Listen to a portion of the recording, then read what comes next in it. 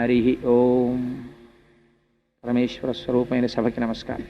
నాడు పరమపావనమైనటువంటి రోజు. కాలము ఏకరీతిగా సాగిపోయినా అంటే ప్రతిరోజు మనకి తేడా ఏం కనపడదు. సూర్యోదయ సూర్యాస్తమయములలో కాలము ఒకే స్వరూపంతో నడుస్తుంది.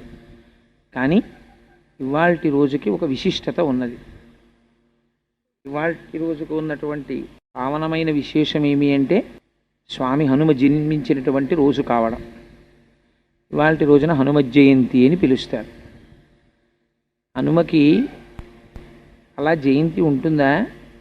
అలా పుట్టడం, అవతారం విడిచిపెట్టడం అలా ఉంటాయా అంటే మిగిలినటువంటి అవతారములన్నీ ఒకెత్తు, స్వామి హనుమ యొక్క అవతారము యొక్క విశిష్టత ప్రత్యేకం.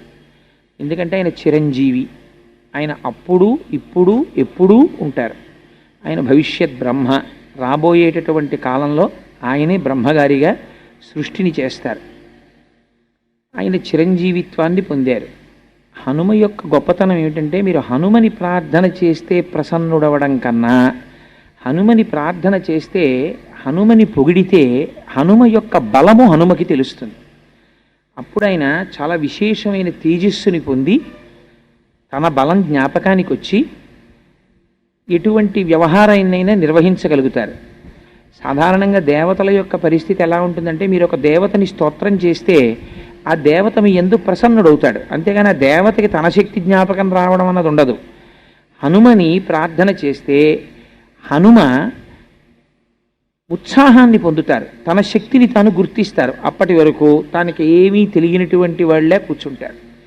ఆ కూర్చోవడానికి ఉన్నటువంటి పరాకాష్ఠ ఎటువంటిదో తెలుసా అండి హనుమది?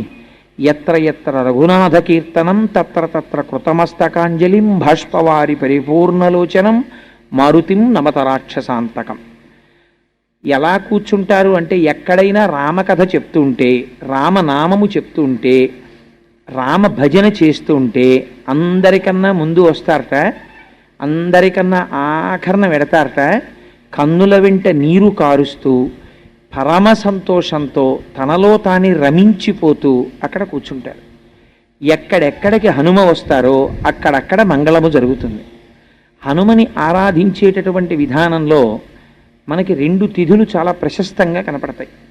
హనుమ యొక్క ఉపాసన, హనుమ యొక్క మంత్రము, హనుమ యొక్క ఆరాధనకి సంబంధించినటువంటి విశేషముల గురించి చాలా గొప్పగా మాట్లాడినటువంటి గ్రంథం పరాశర సంహిత. ఆ పరాశర సంహితలో హనుమ యొక్క విశేషాల్ని చాలా వైభవంగా వర్ణించారు. ఇవాల్టి రోజు అనగా మనకి ఇప్పుడు నడుస్తున్నటువంటి ఈ తిథిలో ఇవాల్టి రోజున దశమి తిథి నాడు పూర్వాభాద్రా నక్షత్రం ఉండగా మధ్యాహ్నం వేళ మహానుభావుడు స్వామి హనుమ యొక్క ఆవిర్భావం. కానీ గమ్మత్తు ఏమిటంటే శాస్త్రంలో ఏమన్నారంటే ఒక్కొక్కసారి నువ్వు నక్షత్రమును చూడవలసిన అవసరం లేదు అన్నారు. ఈ నెలలో మనకి వైశాఖ మాసంలో వచ్చేటటువంటి కృష్ణపక్షంలో బహుళ దశమి నాడు మధ్యాహ్నం వేళ ఒకవేళ ఏ కారణం చేతనైనా ఉత్తరాభాద్రా నక్షత్రం కలవకపోయినా సరే హనుమ జయంతిని మాత్రం చేసేస్తారు. సాధారణంగా ఒక విషయాన్ని పెద్దలు అంటూ ఉంటారు ఫలానా రోజు అని. కానీ మీకు ఒక సత్యాన్ని నేను ఇవాళ విజ్ఞాపన చేస్తున్నాను. రామాయణంలో ఎక్కడ అసలు వారముల గురించి మాట్లాడలేదు. మీరు కావాలంటే ఎక్కడైనా రామాయణం అంతా సంపూర్ణంగా చదివిన వాళ్ళకి దాని గురించి అవగాహన ఉంటుంది. రామాయణంలో వాల్మీకి మహర్షి వారముల యొక్క పేర్ల గురించి ఎక్కడా మాట్లాడలేదు. ఆదివారం, సోమవారం, మంగళవారం, బుధవారం అలా మాట్లాడలేదు. కేవలము తిథులు మాట్లాడారు, నక్షత్రములు మాట్లాడారు అంతే. మాసములు చెప్తారు. మాసములో వచ్చేటటువంటి కృష్ణపక్షమా శుక్లపక్షమా చెప్తారు. అందులో తిథి చెప్తారు. ఒక్కొక్కచో నక్షత్రములు ప్రస్తావన చేస్తారు తప్ప అది అసలు ఆదివారం, సోమవారం, మంగళవారం అనేటటువంటి ప్రస్తావన చెయ్యరు. ఎందుకని అంటే బహుశా త్రేతాయుగంలో వారములనేటటువంటిది కాలమును గణన చేయడంలో వినియోగింపబడలేదు. నెల, తిథి, నక్షత్రము అంతవరకే మాట్లాడతారు. అందుకే మీకు రామాయణం మొత్తం మీద ఎక్కడ వాల్మీకి మహర్షి నోటి వెంట ఫలానా రోజు ఫలానా వారము అన్న పేరు మీకు ఏ శ్లోకంలో కనపడదు. హనుమ జయంతికి సంబంధించి కూడా ప్రమాణం ఏం చెప్తారంటే వైశాఖ మాసంలో కృష్ణపక్షంలో ఏనాడైతే దశమి తిథి వస్తుందో ఆ దశమి తిథి నాడు పూర్వాభాద్రా నక్షత్రము ఉంటే ప్రశస్తం, పూర్వాభాద్ర నక్షత్రం లేకపోయినా నువ్వు దాని గురించి విచారించవలసిన అవసరం లేదు. దశమి తిథి నాడు హనుమత్ జయంతి చేయవచ్చు. అయితే హనుమత్ జయంతి చేయడానికి యథార్థానికి ఒక ప్రధానమైన లక్షణం చెప్పారు. హనుమత్ జయంతి చేసేటప్పుడు పరివారముతో కూడినటువంటి హనుమని పూజ చెయ్యాలి. పరివార సహిత అంటే మనం ఏమనుకుంటామంటే సీతారామచంద్రమూర్తి యొక్క పాదార విందముల యందు కూర్చున్నటువంటి హనుమ అనుకుంటాం. అలా కాదు. ఆయనకి సుషేనుడు అని ఒక వానరము ఛత్రము పడతారు. ఆ సుషేనుడు ఛత్రము పట్టినటువంటి మూర్తిని మీరు మంత్రము చేత ఆవాహన చెయ్యాలి హనుమత్ జయంతి నాడు. అలాగే మైందుడు ద్వివిధుడు అని ఇద్దరు ఉంటారు. ఆ మైంద ద్వివిధులిద్దరూ కూడా ఆయనకి రెండు పక్కల నిలబడి చామరం వేస్తూ ఉంటారు. ఆయన ముందు జాంబవంతుడు నడిచి వెడుతుంటాడు. వెడుతూ మంచి మాటలు చెప్తూ ఉంటాడు. ఈ పని చెయ్యవచ్చు, ఈ పని చెయ్యకూడదు అది పెద్దవాడైనటువంటి జాంబవంతుడు ముందు నడుస్తున్నట్లు, ఆయన వెనకాతల మిగిలినటువంటి వానరముల యొక్క పేర్లు చాలా పేర్లు విజ్ఞాపన చేస్తారు. ఇటువంటి పరివారం ఏది ఉన్నదో అటువంటి పరివారముతో కూడినటువంటి హనుమకి ఇవాళ అర్చన చేస్తున్నాము అంటారు. శాస్త్రమునందు హనుమకి వివాహమైంది. ఆయన్ని సువర్చలా సమేత హనుమ అని పిలుస్తారు. సువర్చలా సమేతుడైనటువంటి హనుమకి కళ్యాణం చేయడం కూడా శాస్త్రంలో అంగీకరించారు. ఎందుచేత అంటే గృహస్థాశ్రమంలో ప్రవేశించలేదనుకోండి, పెద్దలైనటువంటి వారు తరించరు. శాస్త్రంలో స్వామి హనుమకి ప్రవర ఉన్నది. ఆయన తండ్రి గారు కేసరి. అలాగే వారి తాతగారి పేరు ముత్తాతగారి పేరు కూడా కళ్యాణంలో చెప్తారు. చెప్పినప్పుడు హేమగర్భుడు అని వాళ్ళ ముత్తాతగారి పేరు. అందుచేత వాళ్ళు తరించాలి అంటే ఒక తండ్రి కడుపున పుట్టినటువంటి పిల్లవాడు సన్యసించడానికి నియమం చెప్పారు. సరే, ఇప్పుడు నేను ఆ సన్యాస నియమం గురించి మాట్లాడను. కానీ వివాహం చేసుకోకుండా ఉండిపోయాడు అనుకోండి ఎవరైనా, అలా ఉండిపోతే ఏమవుతుంది అన్నారు. ఒక తండ్రి కడుపున పుట్టినటువంటి పిల్లవాడు వివాహం చేసుకోకుండా ఉండిపోతే తల్లిదండ్రుల యొక్క శరీరములు పడిపోయిన తరువాత, అనగా వారు దేహమును చాలించిన తరువాత వారి శరీరాలని చెట్లకి తిప్పి కట్టేస్తారు. ఎందుచేత అంటే నువ్వు వివాహం చేసుకోనటువంటి సంస్కార భ్రష్టుడైన కుమారుణ్ణి కన్నావు కనుక అని. అందుకని పిల్లలు వివాహం చేసుకోకుండా ఉండకూడదు, వివాహం చేసుకుని తీరాలి. అలా చెయ్యడం తల్లిదండ్రుల యొక్క ప్రధానమైన బాధ్యత. నవవ్యాకరణ పండితుడు మహాబుద్ధిమంతుడైనటువంటి హనుమ వివాహం చేసుకోకుండా అటు సన్యాసము తీసుకోకుండా ఉండరు కదా. మీకు అందుకే భారతీయ సాంప్రదాయంలో ఋషులందరూ వివాహం చేసుకుని ఉంటారు. వశిష్ఠ మహర్షిని చూడండి, వివాహం చేసుకుంటారు. అగస్త్యుణ్ణి చూడండి, లోపాముద్రా సమేత అగస్త్యుడు. ఋషులు గృహస్థాశ్రమంలో ఉంటారు. అలాగే హనుమ కూడా శాస్త్రములకు సంబంధించినంత వరకు గృహస్థాశ్రమంలో ఉంటారు. కానీ కాపరం చేసినట్టు పిల్లల్ని కన్నట్టు లేదు. ఎందుకంటే వారు బ్రహ్మజ్ఞాని, మహానుభావుడు. అందుచేత సువర్చల అనేటటువంటి స్త్రీని వివాహం చేసుకున్నారు. తర్వాత ఇద్దరూ కూడా యోగమును అనుసంధానం చేశారు. అందుకే ఇప్పటికీ కళ్యాణం చేస్తే సువర్చలా సమేత హనుమకి లేదా సువర్చలని హనుమకి ఇచ్చి కళ్యాణం చేసినటువంటి సందర్భం, కళ్యాణం చేసినటువంటి ఘట్టములు, కళ్యాణోత్సవములు శాస్త్రమునందున్నాయి. హనుమ జయంతి చేయడానికి పెద్దలు ఒక మార్గం చెప్తారు. పరివార సహితమైనటువంటి హనుమని ఆవాహన చెయ్యాలి. అసలు ఇంకా ఒక పచ్చి యథార్థం నేను మాట్లాడవలసి వస్తే, హనుమ జయంతి జీవితంలో ఒక్కలా నువ్వు చేసినట్టయితే నీ వంశమంతా తరించిపోతుందన్నారు. ఎలాగో తెలుసా అండి, హనుమ జయంతి చేసేటప్పుడు హనుమ జయంతి తిథి నాడు గృహస్థు భోజనం చెయ్యకుండా ఉండకూడదు. ఒక పూట భోజనం చేసి తీరాలి. యతి పురుషులు ఇవాల్టి రోజున భోజనం చెయ్యకూడదు, పూర్ణోపవాసం చెయ్యాలి. ఎవరు హనుమత్ జయంతి చేస్తున్నారో ఆ హనుమత్ జయంతి చేసేటటువంటి గృహస్థు యొక్క భార్య జీవితంలో ఒక్క హనుమత్ జయంతి నాడైనా సరే గురువింద పీసులతో ఉపాసన అని ఒకటి ఉన్నది. అది కొంచెం క్లేశముతో కూడుకున్నది. నేను సభాముఖంగా దాన్ని ప్రస్తావన చేయను, ఎందుకంటే తెలిసి తెలియని వాళ్ళు ఎవరైనా అలాంటివి చేసే ప్రమాదం ఉంది కనుక. పరమ సాత్వికమైనటువంటి పద్ధతిలో ఒకటి ఉన్నది. హనుమత్ జయంతి నాడు ఇవాళ భర్త గారి పూజ అంతా పూర్తయిపోయిన తర్వాత భార్య స్వచ్ఛమైనటువంటి ఆవు నీతిని తీసుకుని వచ్చి అప్పాలని సాయంకాలం వరకు వేయించాలి. అంటే ఏమన్నా అలా వేయిస్తే మాడిపోవా అని మీరు నన్ను అడుగుతారేమో. అంటే దాని ఉద్దేశం ఒకే వాయి వేయించమని కాదు. అప్పాలని సాయంకాలం వరకు ఎన్ని అప్పాలు చెయ్యగలిగితే అన్ని అప్పాలు. ఇప్పటికీ నాకు కొన్ని కుటుంబాలు తెలుసు, ఒకే గోత్రంతో ఉన్న కుటుంబాల్లో ఉన్నటువంటి తోడికోడళ్ళు అందరూ కలిసి హనుమత్ జయంతి చేస్తారు. ఎంత తేలిగ్గా చేసుకోవచ్చో తెలుసా అండి?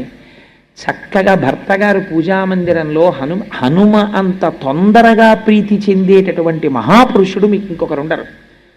ఆయన అనుష్ఠానం చేసుకున్న తరువాత నీతిలో అప్పాలు చేసి సాయంకాలం సీతారామచంద్ర ప్రభువుకి హనుమ యొక్క పరివారమునకు మీరు మంత్రముతో వారికి స్వాగతము పలికి ఉపాసన చేసి నివేదన చేసి సీతారామచంద్ర ప్రభువు యందు అపారమైన భక్తి కలిగిన వాడు హనుమని ఉపాసన చేస్తున్నటువంటి వ్యక్తి హనుమ జయంతి నాడు మీకు తారసపడితే వారి ఇంటికి వెళ్ళేటటువంటి అంత చనువు మీకున్న, వారు మీ ఇంటికి వచ్చేటంతటి అనుగ్రహం వారికి మీ యందున్న ఒక విషయము చేత మీ జన్మ పండుతుంది అన్నారు.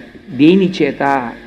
అటువంటి పరమభక్తుడైన వ్యక్తితో మీకు పరిచయం ఉంటే సూర్యాస్తమయం అయ్యే లోపల 5 ఆకులు కానీ 5 పళ్ళు కానీ 5 అప్పములు కానీ నీతితో చేసినవి పళ్ళెములో పెట్టి మీరు తీసుకెళ్ళి వారికి ఇస్తే వారు కానీ హనుమత్ జయంతి రోజున వాటిని తీసుకుని ఒక్క పండు ముక్క ఆయన నోటిలో వేసుకున్నాడా మీ జన్మ తరించిపోయినట్టే అన్నారు. ఎందుచేత అంటే హనుమత్ జయంతికి 5 అంకెతో అది పెద్ద నియమం. కానీ నేను ఎందుకు ఇవాళ ప్రస్తావన చేస్తున్నానంటే బహుశా మీరే అనుకుంటాను, మీరేనా నన్ను అడిగింది? హనుమత్ జయంతి గురించి హనుమద్ వ్రతం గురించి కొద్దిగా వివరణ చెయ్యండి. హనుమద్వైభవము అన్నాం కదా అని మీరు హనుమ గురించి మళ్ళీ సుందరకాండలోంచో రామాయణంలోంచో చెప్తారేమో. కూర్చోండి. ఒక మంచి ప్రశ్న వేశారు వారు. ఆ రోజు నేను అనుష్ఠానం చేసుకుంటూ ఉండగా వచ్చారు. వస్తే పాపం అయ్యో హనుమ గురించి వచ్చినటువంటి వ్యక్తిని నేను పూజామందిరంలో ఉండగా పంపించకూడదని, పీఠం మించి లేవకూడదని నా భార్య అయ్యా లోపలికి వెళ్ళి పూజామందిరంలోనే వాడికి ఆ శుభలేఖ ఇచ్చి వెళ్ళండి అంటే వారు మందిరంలోకి వచ్చి ఆ రోజున ఆ ప్రశ్న అడిగి వెళ్ళారు. నేను పీఠం మీద కూర్చుని ఉండగా తప్పకుండా అన్నాను కనుక దాని గురించి ప్రస్తావన చెయ్యాలి కనుక చేస్తున్నాను ఇవాళ. లేకపోతే నేను ఈ పూజల గురించి చెప్పడానికి నాకు కొంచెం భయం, ఎందుకంటే దాని గురించి ఇంకా అనుమానాలు చాలా ఎక్కువైపోతాయి. లేకపోతే మా ఇంటికే 5 రకాల పళ్ళు పట్టుకుని వచ్చేస్తారేమో, సూర్యాస్తమయం అయిపోయింది కాబట్టి ఇంకా భయం ఏం లేదు, అయినా నేనంత భక్తుడిని ఇంకా అననుకోండి. మీ అందరికన్నా నేనేమన్నా భక్తుడినా? అసలు యథార్థానికి నేను పట్టుకు రావాలి మీ అందరిళ్ళకి 5 పళ్ళు. అందుకని శాస్త్రం ఏం చెప్పిందంటే 5 పళ్ళు ఒకే జాతికి చెందినటువంటి 5 ఫలాల్ని ఇవాల్టి రోజున సీతారామచంద్ర ప్రభువు యొక్క పాదముల యందు అపారమైన భక్తి కలిగినటువంటి వాడు, హనుమని సేవించేటటువంటి వాడు, అటువంటి వారి ఇంటికి వెళ్ళగలిగిన చనువు నీకుంటే, ఎందుకనంటే ఇలాంటి పవిత్రమైన తిథుల యందు వారికి ఒక అధికారం ఉంటుంది. అందరితో మాట్లాడవలసిన అవసరం ఏమి ఉండదు, అనుష్ఠానం చేసుకుంటారు లేకపోతే ఏదో చదువుకుంటారు కాబట్టి వాళ్ళు మాట్లాడడం కుదరదండి. నైమిత్తిక తిథులు అంటారు వీటిని. నిత్యము నైమిత్తికము అని 2 ఉంటాయి. నిత్యము సంధ్యావందనం ప్రతిరోజు చేస్తాడు, నైమిత్తికము అంటే ప్రత్యేక తిథులు. వీటి యందు కొన్ని ప్రత్యేకమైన పనులు ఉంటాయి, అవి చేస్తే జన్మ తరిస్తుంది, అవి సులభ మార్గములు. అందుచేత వారు తీసుకోవాలని ఏం లేదు. కానీ మీకు అటువంటి చనువు ఉందనుకోండి, చనువు ఉండి మీరు ఇస్తే వారు పుచ్చుకున్నారనుకోండి, పుచ్చుకుని ఆయన ముక్క నోట్లో వేసుకున్నారనుకోండి, మీ జన్మ తరించిపోయినట్టే. ఎందుకని అంటే అది సాక్షాత్తు హనుమ యొక్క స్వీకారమే, వారు తీసుకున్నట్టే లెక్క అని చెప్పింది పరాశర సంహిత. నేనేనా సొంతంగా ఏదో అభూత కల్పనలు చేసి చెప్తున్నాను అనుకోకండి మహాప్రభు. వేదికల మీద నేనటువంటి అబద్ధాలు ఆడను అంటే దిగిపోయాక చెప్తావా అనకండి. ఎప్పుడూ చెప్పను, ఎప్పుడైనా ప్రారంధం తప్పి చెప్పవలసి వస్తే ఈశ్వరుడును మన్నించుగాక. సరే, అందుచేత 5 అంకె మీద పండు, 5 అంకె మీద ఆకు, 5 అంకె మీద నీతి అప్పములు. కనీసం వచ్చేసారి మీకు ఎవరైనా చక్కగా ఆలయంలో అర్చన చేసేటటువంటి వారు, అటువంటి వాళ్ళు సీతారామచంద్రమూర్తిని నమ్ముకున్న భక్తులకు ఇవ్వండి. ఇస్తే మీరు తరిస్తారు. హనుమత్ జయంతి నాడు ఒక ప్రధాన నియమం ఉంది. మీరు వచ్చే సంవత్సరం మీ దేవాలయంలో హనుమత్ జయంతి చేసేటప్పుడు బాగా జ్ఞాపకం పెట్టుకోండి. హనుమ ఆవాహన ఎక్కడ తొందరగా జరుగుతుందో తెలుసా అండి? అరటి చెట్లు మీరు బాగా కట్టి అరటి గెలలు వంగి ఉండేటట్టుగా అలంకారం చేసి అప్పుడు హనుమత్ జయంతి చెయ్యాలి. నేను ఇవాళ మీరు అడిగారు కాబట్టి ఒక పరమ సత్యం చెప్పేస్తున్నాను. హనుమ తొందరగా ప్రసన్నులైపోవాలంటే ఎక్కడ చేయమని చెప్పిందో తెలుసా అండి పరాశర సంహిత? అరటి తోటలోకి వెళ్ళి హనుమ యంత్రం కానీ హనుమ బొమ్మ కానీ హనుమ అని రాసి కానీ మీరు అక్కడ పెట్టి మీరు కానీ ఆ రోజున ఉపాసన చేశారా అరటి తోటలో, ప్రత్యక్షమైనటువంటి స్వరూపంతో స్వామి వచ్చి తీసుకుని తీరుతారన్న భయం ఇచ్చింది సంహిత. అన్నిటికన్నా ఆయన తొందరగా ప్రీతి దేనివల్ల పొందుతారో తెలుసా అండి? అరటి పండుగ. కదలి పూజ అని ప్రత్యేకమైనటువంటి పూజ ఆయనకి. కేవలం అలంకారంతో ఆయన తృప్తి పడిపోతారు. అరటి గెలలిలా దిగేటట్టుగా అలంకారం చేసి అరటి చెట్లు కట్టి అరిటాకులేసి స్వామి చుట్టూ కూడా లేత అరిటాకులు పరిచి మీరు ఆయనకి బాగా ముగ్గిన అరటిపళ్ళు తీసుకొచ్చి అక్కడ పెట్టారనుకోండి, ఏదో ఒక రూపంతో మీకు ఈ కంటికి కనపడిన రూపంతో రాకపోవచ్చు, మీరు గుర్తుపట్టలేరు, కానీ ఏదో ఒక రూపంతో ఆయన వచ్చి తీసుకుని వెళ్ళి తీరుతారు. నా జీవితంలోనే దృష్టాంతాలున్నాయి. మనమే ఆశ్చర్యపోతాం, ఎలా వచ్చారా అని మీకే అర్థం కాదు. నేను మొన్న ఆఫీసులో ఉండగా నాతో మొన్న ఒక ఆయన వచ్చి ప్రస్తావన చేశాడు, అయ్యా ఏమిటో తెలియదు కానండి, నాకు రామాయణం వింటే ఒళ్ళు పులకరిస్తోంది ఈ మధ్య. రామాయణం పెట్టగానే కోతులు వస్తున్నాయి మా ఇంటికి, నేను ఏమైనా చేయవలసి ఉంటుందా అని మా ఆఫీస్కి వచ్చాడు. పాపం, నీ ఎందు హనుమ అనుగ్రహం కలిగిందయా, రామాయణం ఇలా ప్లే నొక్కగానే వానరములు వస్తున్నాయి అంటే హనుమ అనేక రూపములతో వస్తారు. అందులో ప్రఖ్యాతమైన రూపము వానర రూపము ఒకటి అని పరాశర సంహిత చెప్పింది. అందుచేత తొందరగా ప్రసన్నుడై వస్తే స్వామి వానర రూపంలో వస్తారు. అందుచేత అరిటాకులతో అరటి చెట్లతో అరటి గెలలతో ఆలయమునకు అలంకారం చెయ్యాలి.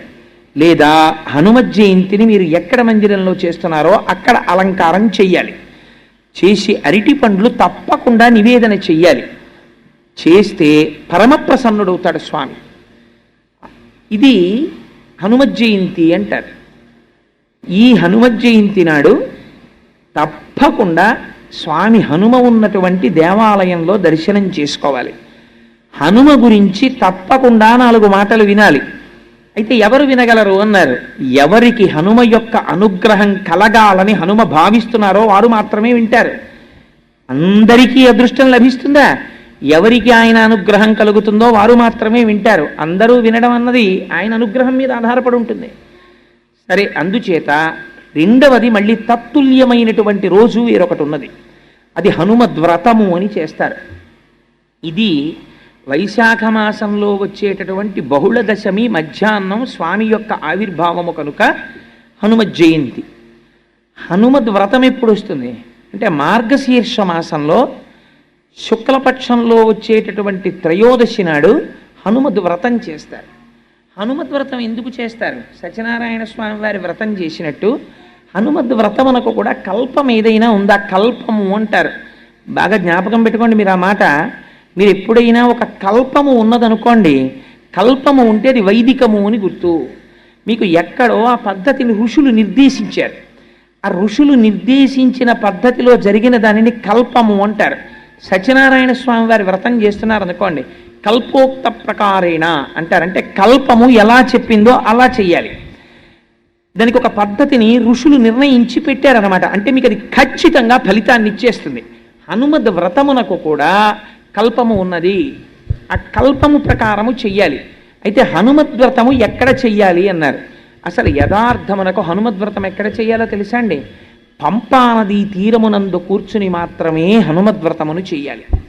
వేరొక చోట ఎక్కడ కూర్చుని కూడా హనుమద్వ్రతమును చెయ్యరాదు. మరి ఏమండి, ఆ రోజున హనుమద్వ్రతానికి మార్గశీర్ష మాసంలో శుద్ధ త్రయోదశి నాడు మేమందరం పంపానది తీరానికి వెళ్ళిపోయి చెయ్యమా వ్రతం అంటే శాస్త్రము దానికి ఒక మినహాయింపు ఇచ్చింది. ఎలా చేస్తావు హనుమద్వ్రతము అంటే, నువ్వు పంపానదీ తీరమునకు వెళ్ళలేకపోతే ఒక కలశని పెట్టి ఆ కలశలో నీరు పోసి ఆ కల్పమునకు దారములు కడతారు. అది శాస్త్రము తెలుసున్నటువంటి వారు, ఆ ప్రక్రియని నిర్వహించగలిగినటువంటి వారు కడతారు. కట్టి దాని మీద ఆ కలశ మీద ఆ కొబ్బరి బొండాన్ని పెట్టి ఆకులు వేసి అందులోకి పంపాజలముల యొక్క ఆవాహన మంత్రం చెప్తారు. ఆవాహన మంత్రం చెప్పిన తర్వాత అప్పుడు నువ్వు పంపానది ఒడ్డున కూర్చున్నట్టే లెక్క. అప్పుడు కూర్చుని హనుమద్వ్రతం చేస్తారు. ఎందుకు చేస్తారు హనుమద్వ్రతం? నాతో వారు ఆ రోజున ప్రస్తావన చేసింది నాకు జ్ఞాపకం ఉంటే, సీతమ్మ తల్లి దర్శనం అయింది కదండి ఆ రోజున, అందుకని వ్రతం చేస్తారట కదా స్వామిని అని ఒక విషయం అడిగారు నన్ను.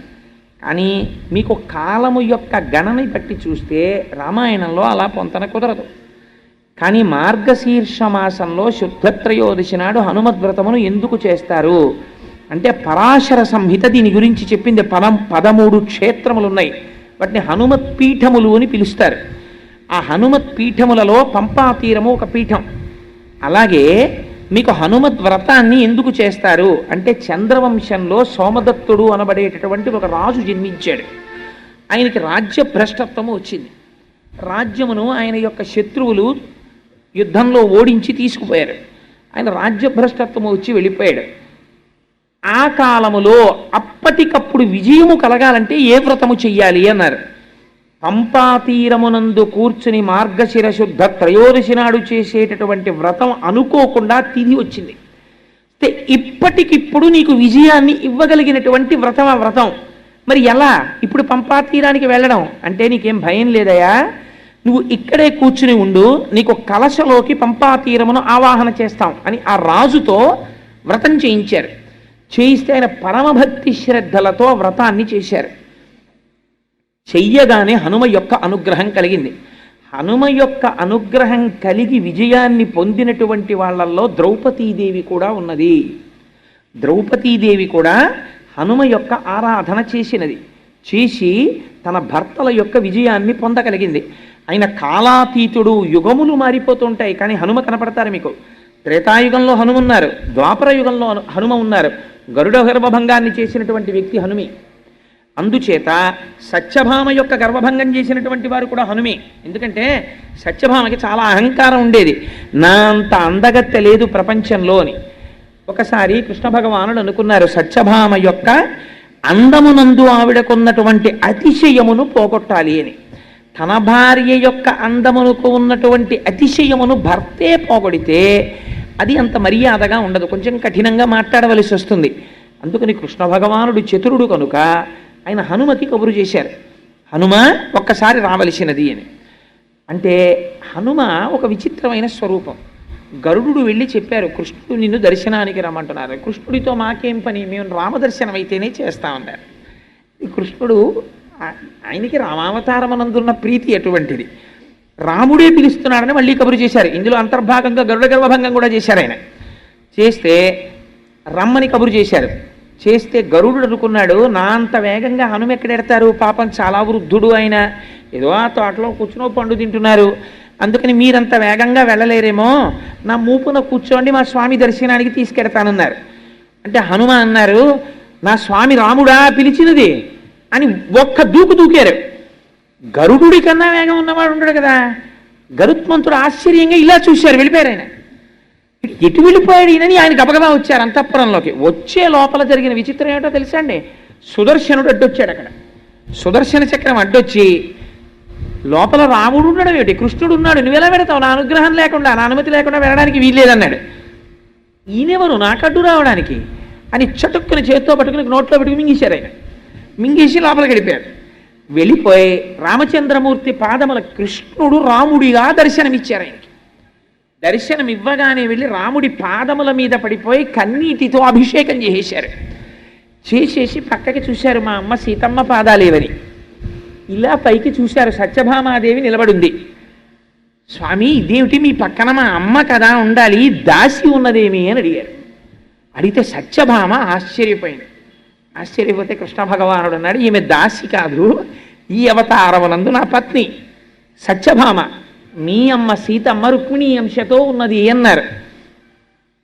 అప్పుడు సత్యభామకు అర్థమైంది. అప్పుడు కృష్ణుడు అన్నారు నువ్వు లోపలికి వచ్చేటప్పుడు హనుమా నిన్నెవరూ అడ్డగించలేదా అన్నారు. అడ్డగించకే స్వామి, మీరు అలా అంటే గుర్తొచ్చింది, ఎవరో సుదర్శన చక్రంట, నువ్వెలా లోపలికి ఎడతావన్నాడు, స్వామి మింగిశాను అడ్డొస్తోందని. ఉండండి మీరు అలా అన్నారు కాబట్టి వదిలేస్తాను బయటికని గభాలంలో త్రేణుపు త్రేణించి పక్కన పారేశారు. అప్పుడు సుదర్శన చక్రానికి కూడా గర్భభంగం అయింది. అప్పుడు వచ్చాడు గరుత్మంతుడు. హనుమ వచ్చారా ఇటని, రావడం ఏంటి లోపలికి వెళ్ళి మాట్లాడడం కూడా అయిపోతోందన్నారు. అప్పుడు వచ్చి నిలబడ్డాడు తెల్లబోయి చూసి, గరుత్మంతుడా చూశావా హనుమ వేగం అన్నారు. నన్ను మించిన వేగం లేదనుకునేవండి స్వామి, ఇంతమందికి ఏకకాలమునందు పాఠం చెప్పేశారు. గరుత్మంతుడికి గర్వభంగం అయిపోయింది, సుదర్శనుడికి గర్వభంగం అయిపోయింది, సత్యభామకి గర్వభంగం అయిపోయింది. ద్వాపర యుగం వరకు మహానుభావుడు గర్వభంగము చేస్తూ ఉద్ధరించినటువంటి మహోత్కృష్టమైనటువంటి స్వరూపం హనుమ యొక్క స్వరూపం. ఆనాడు చంద్రవంశంలో ప్రభవించినటువంటి సోమదత్తుడనేటటువంటి రాజు హనుమద్వ్రతమును చేసినటువంటి ఉత్తర క్షణంలో హనుమ యొక్క అనుగ్రహం కలిగి అపారమైనటువంటి సైన్యము అక్కడికక్కడ దొరికింది. అరణ్యంలో ఉన్న భిలులందరూ తోడొచ్చారు. తన రాజ్యాన్ని తాను పొందాడు. ఇలా వ్రతం చేశాడు. సాయంకాలానికి మూర్ధాభిషిక్తుడైపోయాడు. ఆనాటి నుంచి చంద్రవంశ ప్రభు అయినటువంటి సోమదత్తుడు చేసి ఫలితమును పొందినటువంటి మహోత్కృష్టమైనటువంటి వ్రతము కనుక ఇప్పటికీ మార్గశీర్ష మాసంలో శుద్ధ త్రయోదశి తిథి నాడు హనుమద్ వ్రతమును చేస్తారు. వ్రతము చేయడం ఎంతో, వ్రతము యొక్క ప్రసాదమును స్వీకరించడము అంతే. ఇవాల్టి రోజున ప్రసాద వితరణ చేయకుండా ఉండకూడదు. మీరు చేశారనుకుంటే నన్ను ప్రసాదానికి ఏర్పాట్లు. అందుకని సభ అయిన తర్వాత అందరూ ప్రసాదం తీసుకోండి. అందుచేత అందరూ ప్రసాదం తీసుకోండి. వ్రతము చేయడము ఒకటి, ప్రసాదమును తీసుకోవడము ఒకటి కాదు, రెండూ సమానమే.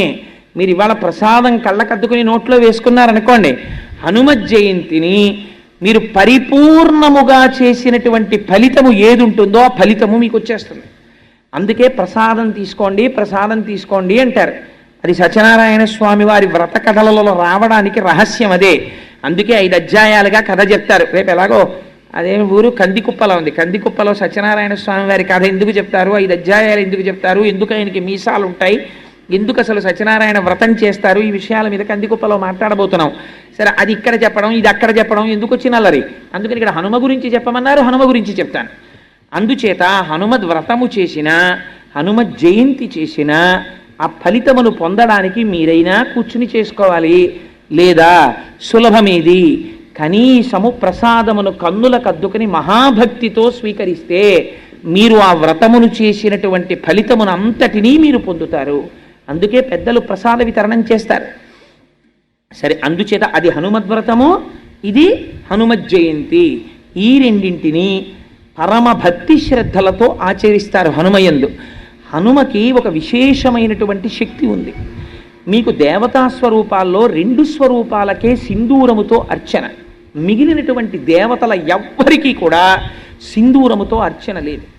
సింధూరమును ఎవరు ధరించాలి అని అడిగారు. అడిగితే ఒక్క స్త్రీ మాత్రమే ధరిస్తుంది. అది కూడా ఎవరు? సువాసినులైనటువంటి స్త్రీలు.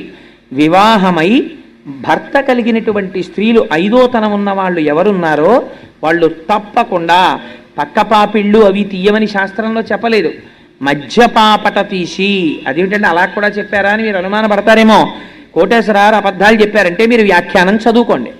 దీర్ఘమైన మధ్యపాపిడి తీసి పాపట యొక్క ప్రారంభమునందు సింధూరముతో అలంకారము చేసి తీరాలి. అలా చేస్తే ఏమవుతుంది? భర్తకి ఆయుర్దాయం పెరుగుతుంది. భర్తకు ఆయుర్దాయం పెరిగితే తనకు 5వ తనం నిలబడుతుంది.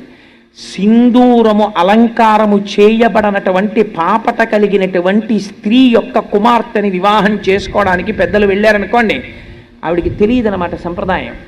కాబట్టి ముందు ఆవిడికి నేర్పాలి. అయ్యా, మీ భార్య గారిని సింధూరం పెట్టుకోవడం నేర్చుకోమనండి అని చెప్పి అప్పుడు వాళ్ళ అమ్మాయిని మీ ఇంటికి తెచ్చుకోవాలి కోడలిగా.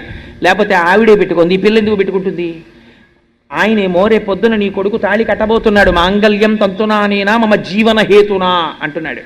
నా జీవితమునకు హేతువు కంఠే పద్నామి శుభగేతం జీవ శరదాంశతం. నా జీవితమునకు హేతువు నీ కంఠమునందు కడుతున్నానంటున్నాడు. ఆ సూత్రం ఎంతకాలం ఉంటుందో అంతకాలం ఆయన ఉన్నాడని గుర్తు. ఈ సూత్రం ఉంటుంది అని నమ్మకమేమి? స్నానము చెయ్యగానే ముందు సింధూరం తీసుకుని పాపటలో పెట్టుకుంటారు. కాబట్టి ఎవరి యందు సింధూరము అలంకారము? స్త్రీ, సువాసిని స్త్రీ యందు పాపట యందు అలంకారం. దేవతా స్వరూపాల్లో మీకు ఇంకా ఏ దేవతకి కూడా సింధూరార్చన లేదు. ఇద్దరికే చేస్తారు సింధూరంతో అలంకారం. ఎవరికో తెలుసా అండి? మొట్టమొదటి వారు గణపతి, ఆయనకి చేస్తారు. అందుకే ప్రాతస్మరామి గణనాథ మనాథ బంధుం సింధూర పూర పరిశోభిత గండ యుగ్మం బుద్దండ విఘ్న పరిఖండ నచండ దండ ఆఖండలాది సురనాయక బృందవంద్యం అని పిలుస్తారు ఆయన్ని. సింధూరం తీసుకెళ్ళి అసలు వినాయక చవితి నాడు సింధూరార్చన చెయ్యకుండా విఘ్నేశ్వర పూజ చేయడం భ్రష్టత్వం. అలా చేయకూడదు. తప్పకుండా సింధూరం దగ్గర పెట్టుకుని గణపతి యొక్క గండస్థలమునకు రాయాలి. రాస్తే ఆయన పరమ ప్రసన్నుడవుతాడు. 2వ వారు ఎవరో తెలుసా అండి? హనుమ. హనుమైతే ఎంత సింధూరం రాసుకుంటారో తెలుసా? ఒంటికి తైలం రాసుకుని తైలం మీద సింధూరం రాసేసుకుంటాడు. ఎందుకు ఆయనకి అంత ఇష్టం సింధూరం అని అడిగారు. ఆయనకి ఇష్టం కాదుట. ఒకనాడు సీతమ్మ తల్లి స్నానం చేసి పాపట సింధూరం పెట్టుకుంటుంటే స్వామి హనుమకి ఎప్పుడు ఆ సీతారాముల దగ్గర తల్లిదండ్రులు ఆయన హనుమద్ రామాయణము అని ఆయన రామాయణం రాసుకున్నారు. మనకి వాల్మీకి రామాయణంలో వానరోహం మహాభాగే రాము అని అదేంటి ఆ ఉంగరం తీసుకొచ్చానమ్మా అన్నటువంటి శ్లోకం ఉంటుంది. వానరోహం మహాభాగే దూతో రామస్య ధీమత రామనామాంకితం చేదం పశ్యదే వ్యంగుళీయకం ప్రత్యయార్థం తవానీతం తేన దత్తం మహాత్మన సమాస్విషి భద్రం తే క్షీణ దుఃఖపలాహ్యసి అని ఉంగరం ఇస్తారు. హనుమ రాసుకున్నారు రామాయణం, హనుమద్ రామాయణం అంటారు దాన్ని. హనుమ రాసుకున్న రామాయణంలో ఏమని రాశారో తెలుసా అండి? సువర్ణం సువర్ణం సువర్ణం సువర్ణస్య అంగుళీయకం అని రాశారు. 3 మాటలు ఇది బంగారము బంగారము బంగారము అని చెప్పి నేను అమ్మకి ఇచ్చానని రాసుకున్నారు. అలా ఎందుకు చెప్పాను అన్నదానికి వ్యాఖ్యానం చేశారు తర్వాత పెద్దలు. ఎందుకు అలా 3 మాటలు బంగారము బంగారము బంగారం అన్నారు హనుమ అన్నదానికి. సరే, అందుచేత హనుమద్ రామాయణంలో ఒక మాట రాశారు. సీతమ్మ తల్లిని మొట్టమొదటిసారి నేను దర్శనము చేసినప్పుడు అమ్మ నన్ను చూసినప్పుడు ఆ చూపు ఎట్లా ఉందో తెలుసా? చాలా సంవత్సరములు తల్లిని విడిచిపెట్టి కొడుకు ఏ దూరదేశములకో ఉద్యోగరీత్యానో విద్యార్జన రీత్యానో వెళ్ళిపోతే ఆ కుమారుడు మళ్ళీ తిరిగి వచ్చినప్పుడు మీరు పిల్లవాడి వంక కాదు చూడవలసింది, అమ్మ వంక చూడాలి. అమ్మ ఆ కొడుకు వంక చూసుకుంటున్నప్పుడు చూసేటటువంటి చూపులలో ఎటువంటి ఆర్ద్రత ఉంటుందో, ఇన్నాళ్లకి తిరిగి వచ్చిన కొడుకుని చూసుకున్నటువంటి అమ్మ ఎంత సంతోషంగా చూస్తుందో అంత సంతోషంగా నన్ను సీతమ్మ చూసినది అన్నారు. ఇది గుర్తుకొచ్చి నా గురించి చెప్తున్నావా అనుకున్నారులా ఉంది. స్వామి ఓసారి చూడడానికి ఇడిదిరిగారులా ఉంది. అందుకని హనుమద్ రామాయణంలో స్వామి హనుమ అలా రాసుకున్నారు, సీతమ్మని తల్లి తనని చూడడం. అందుకని జగజ్జనని యొక్క చూపులు తనవేపు చూసేటట్టుగా చూడబడిన మహాత్ముడు స్వామి అంటే. అటువంటి హనుమ, ఆ హనుమ గురించి ఎక్కడ చెప్పుకుంటే అక్కడ పరమప్రసన్నుడవుతారు. ఇలాంటి రోజున ఒక నియమం ఉంటుంది. ఏమిటో తెలుసా అండి? హనుమకి యథార్థమనకు నైమిత్తికము అంటారు ఇవాళ తిథిని. ఇవాళ తిథి నాడు 108 సార్లు స్వామికి ప్రదక్షిణం చెయ్యాలి ఓపికన్న వాళ్ళు. 108 ప్రదక్షిణాలు చేసేటప్పుడు కూడా ఒక నియమం ఉంది. 108 ప్రదక్షిణాలు చేస్తూ మధ్యలో ఎవరో కనపడితే పినిగారు బాగున్నారా అంటూ నడవడం అలా చేయకూడదు. ఎవరు కనపడినా ఒక నమస్కారం. అసలు యథార్థమనకు దేవాలయంలో నమస్కారం వేరొకరికి చెయ్యకూడదు. ఆయన ఎంత ప్రాజ్ఞుడవనివ్వండి, చెయ్యకూడదు. దేవాలయంలో ఎవరున్నారో ప్రధానమూర్తి వారికే నమస్కారం. ఒకవేళ వేరొకరు చేసినా వీరేమంటారంటే దేవాలయంలో ఎదురుగుండా ఎవరున్నారో వారికి హనుమత్ పరబ్రహ్మార్పణమస్తు అంటారు తప్ప తాను ఆశీర్వచనం చెయ్యకుండా ఇది దేవతకు చెందుగాక అని పంపించేస్తాడు. అందుచేత ఇవాళ 108 ప్రదక్షిణములు చెయ్యాలి. 108 ప్రదక్షిణాలు చేసేటప్పుడు బాగా జ్ఞాపకం పెట్టుకోండి. హనుమకి 108 ప్రదక్షిణాలు చేస్తే ప్రదక్షిణం చేసేటప్పుడు మీరు ఏవి పడితే ఇవి పెట్టి లెక్కలు పెట్టకూడదు. నేను చాలా చోట్ల చూస్తుంటాను, కాగితాలు పెన్ను పట్టుకొస్తుంటారు, పట్టుకొచ్చి ఏవో 1 2 3 4 5 ఏదో వేసుకుంటారులా ఉంది, పెన్నుతో గీతలు పెడుతుంటారు. శాస్త్రము నిషేధించింది, అలా చేయకూడదు. బాగా గుర్తుపెట్టుకోండి, ప్రస్తావన వచ్చింది కాబట్టి చెప్తున్నాను. మిరియముతో లెక్క పెట్టకూడదు. తెలియక మిరియం గింజలు ఇలాంటివి తెచ్చి లెక్కలు పెడుతుంటారు, ఎప్పుడూ వాడకూడదు. వాటి యందు ఉగ్రత ఉంటుంది. అందుకని మిరియాలు లెక్కకి తేకూడదు. మీరు ఎప్పుడైనా అంకెతో ప్రదక్షిణం నైమిత్తికంలో చేస్తే, నా సొంతంగా చెప్పట్లేదు, పరాశర సంహిత చెప్పింది, మీరు ఇలాంటి రోజున 108 ప్రదక్షిణాలు చేస్తే ఎలా చేయాలో తెలుసండి? మీ కామ్యము తక్షణము నెరవేరిపోతుంది. ఇలాంటి రోజులు చేస్తే స్నానం చేసి మీరు సంధ్యావందనం ఇంటి దగ్గర చేసుకుని నేను ప్రదక్షిణాలు చెయ్యడానికి వస్తున్నానని మీరు స్వామికి విజ్ఞాపన చేసుకుని, స్వామి నాకు ఏ ఇబ్బంది లేకుండా నాతో ప్రదక్షిణం చేయించు అని నమస్కరించి మీరు వచ్చేటప్పుడు పువ్వులు తెచ్చుకోవాలి. పువ్వులతో లెక్క పెట్టుకోవచ్చు. మీరు సజ్జలో కానీ ఇందులో అన్న పువ్వులు వేసుకొని ఒక ప్రదక్షిణం చేసి వస్తే ఒక పువ్వు అక్కడ పెట్టుకోవచ్చు. ఏమంటే గాలికి ఎగిరిపోతుందేమో అని మీకు అనుమానం ఉంటే వక్కలతో లెక్క పెట్టుకోవచ్చు. 108 వక్కలు లెక్క పెట్టి తెచ్చుకుని మీరు ప్రదక్షిణం చేసేటప్పుడు ఒక్కొక్క వక్క అక్కడ పెడుతున్నారనుకోండి, పరమ పావనం అయిపోతుంటుంది మీ ప్రదక్షిణం. 108 ప్రదక్షిణాలకి 108 వక్కలు అక్కడ పెట్టుకోవచ్చు.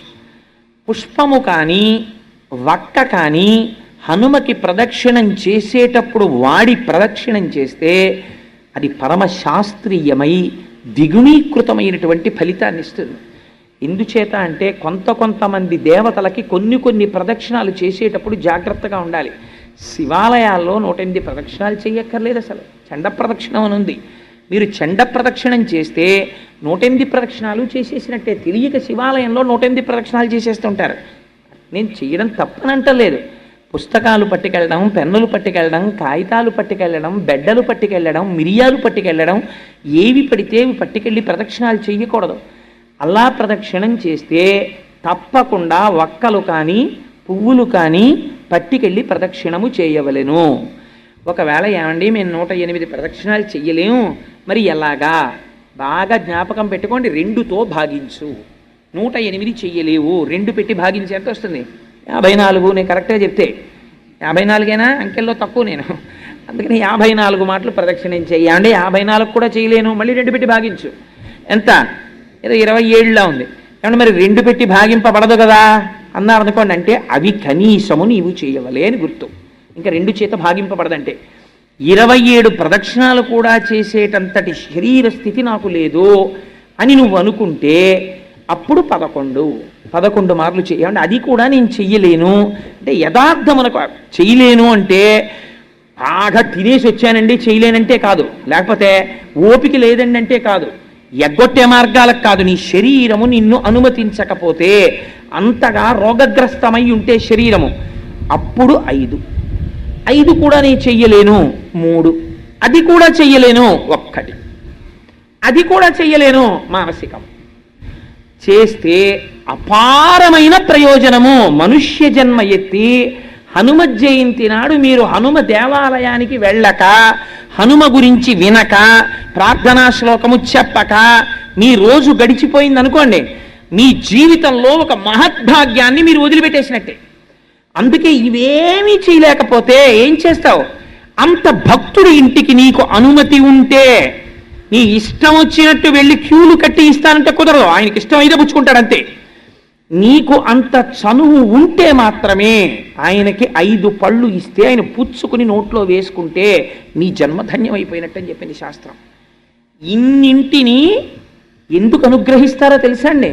అంత సర్వోత్కృష్టమైనటువంటి తిథి, అంత గొప్ప తిథి హనుమ జయంతి అంటే.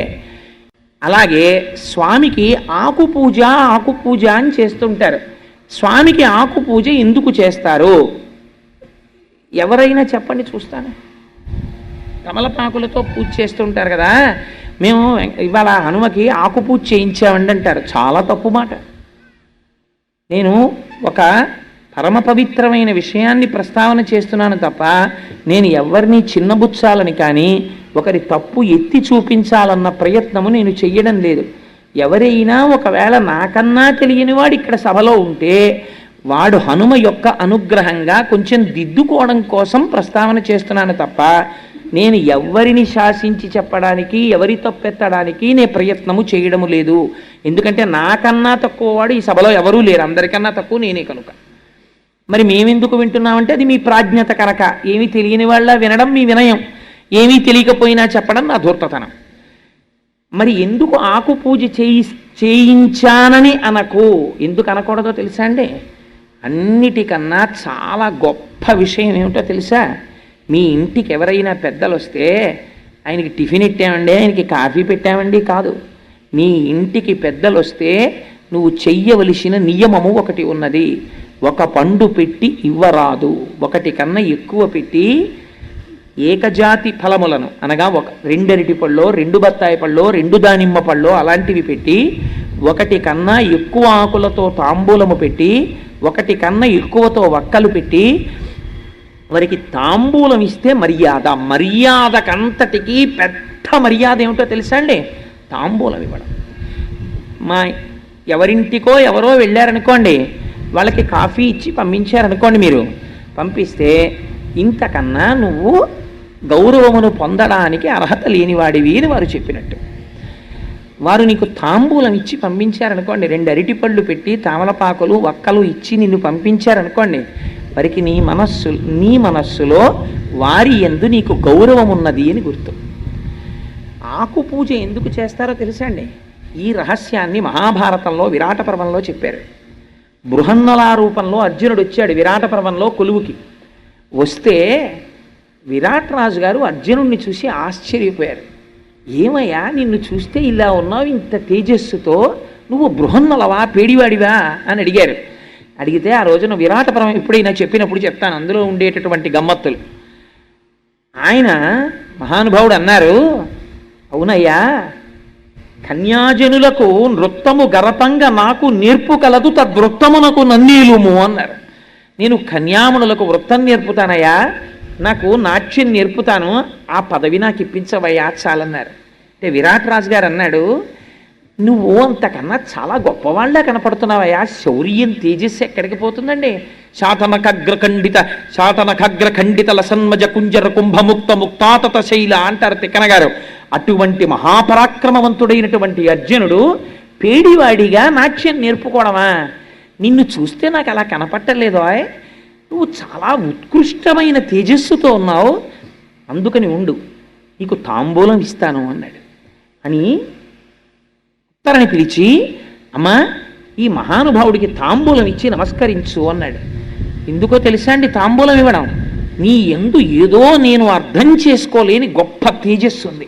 ఆ తేజస్సును నేను నిర్వచనము చేయలేకపోవచ్చు, కానీ నువ్వు తేజోమూర్తి, ఇటువంటి వాడివి నా ఇంటికి వచ్చావు, నువ్వు రావడం చేత నేను ధన్యతని పొందానని నేను అనుకుంటున్నానని నువ్వు చెప్పడం, వారి యొక్క ఉత్కృష్టతని అంగీకరించడం, వారికి తాంబూలం ఇచ్చి పంపడం. అందుకే పూర్వం ఒక నియమం ఉండేది, ఇంట్లో ఎప్పుడు తాంబూలాలు ఉంచుకునేవారు, తమలపాకులు పళ్ళు ఉంచుకునేవారు. ఉంచుకుని ఆ పళ్ళు నువ్వు తినేగా మిగిలిన పళ్ళు అవ్వకూడదు, అత్తలం వేరే ఉంచుకోవాలి. ఎందుకంటే పెద్దలకి నువ్వు తినేసిన పళ్ళల్లో మిగిలిన పళ్ళు ఇస్తే ఉచ్ఛిష్టం అయిపోతుంది. నువ్వు అత్తలం అలా పెట్టి ఉంచేవారు. ఏమో నీకు తెలిసిరాడు ఊరక రారు మహాత్ములు వారధముల ఇండ్ల కడకు వచ్చుటలెల్లన్ కారణము మంగళములకు నీ వచ్చుట శుభము మాకు నిజము మహాత్మ. ఏ రోజున ఏ రూపంలో ఒక మహాభక్తుడు నీ ఇంటికి వస్తాడో తెలియదు. ఆయన నీ ఇంటికొచ్చి పుచ్చుకున్నదే నిన్ను ఉద్ధరించేస్తుంది. నిన్ను ఉద్ధరించడానికి పరమాత్మ పంపిస్తాడు. ఎందుకో తెలుసా అండి? భాగవతంలో దశమస్కంధంలో చెప్పారు ఈ రహస్యాన్ని. గర్గుడు వస్తే ఇంటికి మహానుభావుడు నందుడు ఎదురెళ్ళి చెప్పాడు, ఊరక రారు మహాత్ములు, వాడేం కోరుకుని రాడు, వాడిని ఎందుకు పంపించాలో ఈశ్వరుడికి తెలుసు. ఏ రోజు పంపించాలో కూడా ఈశ్వరుడికి తెలుసు. ఆ రోజు పంపుతాడు. ఊరక రారు మహాత్ములు వారధముల ఇండ్ల కడకు వచ్చుటలెల్లన్ కారణము మంగళములకు మీరొచ్చుట శుభము మాకు నిజము మహాత్మ అన్నాడు. నేర్పింది మనకి శాస్త్రం. అందుకని విరాట్ రాజు గారు తాంబూలం ఇప్పించాడు. కమలపాకుతో పూజ హనుమకి ఎందుకు చేస్తారో తెలుసా అండి? మహాధీరుడైన వాడెవరైనా ఉంటే, బ్రహ్మజ్ఞాని మహాభక్తుడైన వాడైతే మీరు తాంబూలం ఇస్తారు. ఆయన మహావీరుడు. హనుమ కన్నా వీరుడు ప్రపంచంలో ఉండడు. ఎందుకని అంటే హనుమకి అసలు ఆయుధం లేదు, ఆయనకి రూపాలున్నాయి. ఒక్కొక్కసారి దాసాంజనేయుడుగా ఉంటాడు, అప్పుడు పరమభక్తితో ఇలా ఉంటాడు. ఒక్కొక్కసారి ఉగ్రాంజనేయుడుగా ఉంటాడు. మీరు అటువంటి ఫోటోలు ఎప్పుడైనా చూశారో లేదో, చూస్తే భయం వేస్తుంది. అసలు వాళ్ళమునకు తోకతో ఇలా నిప్పు పట్టుకుని నిలబడతారు. అసలు అటువంటి మూర్తిని పెట్టుకోవడం కూడా చాలా కష్టం.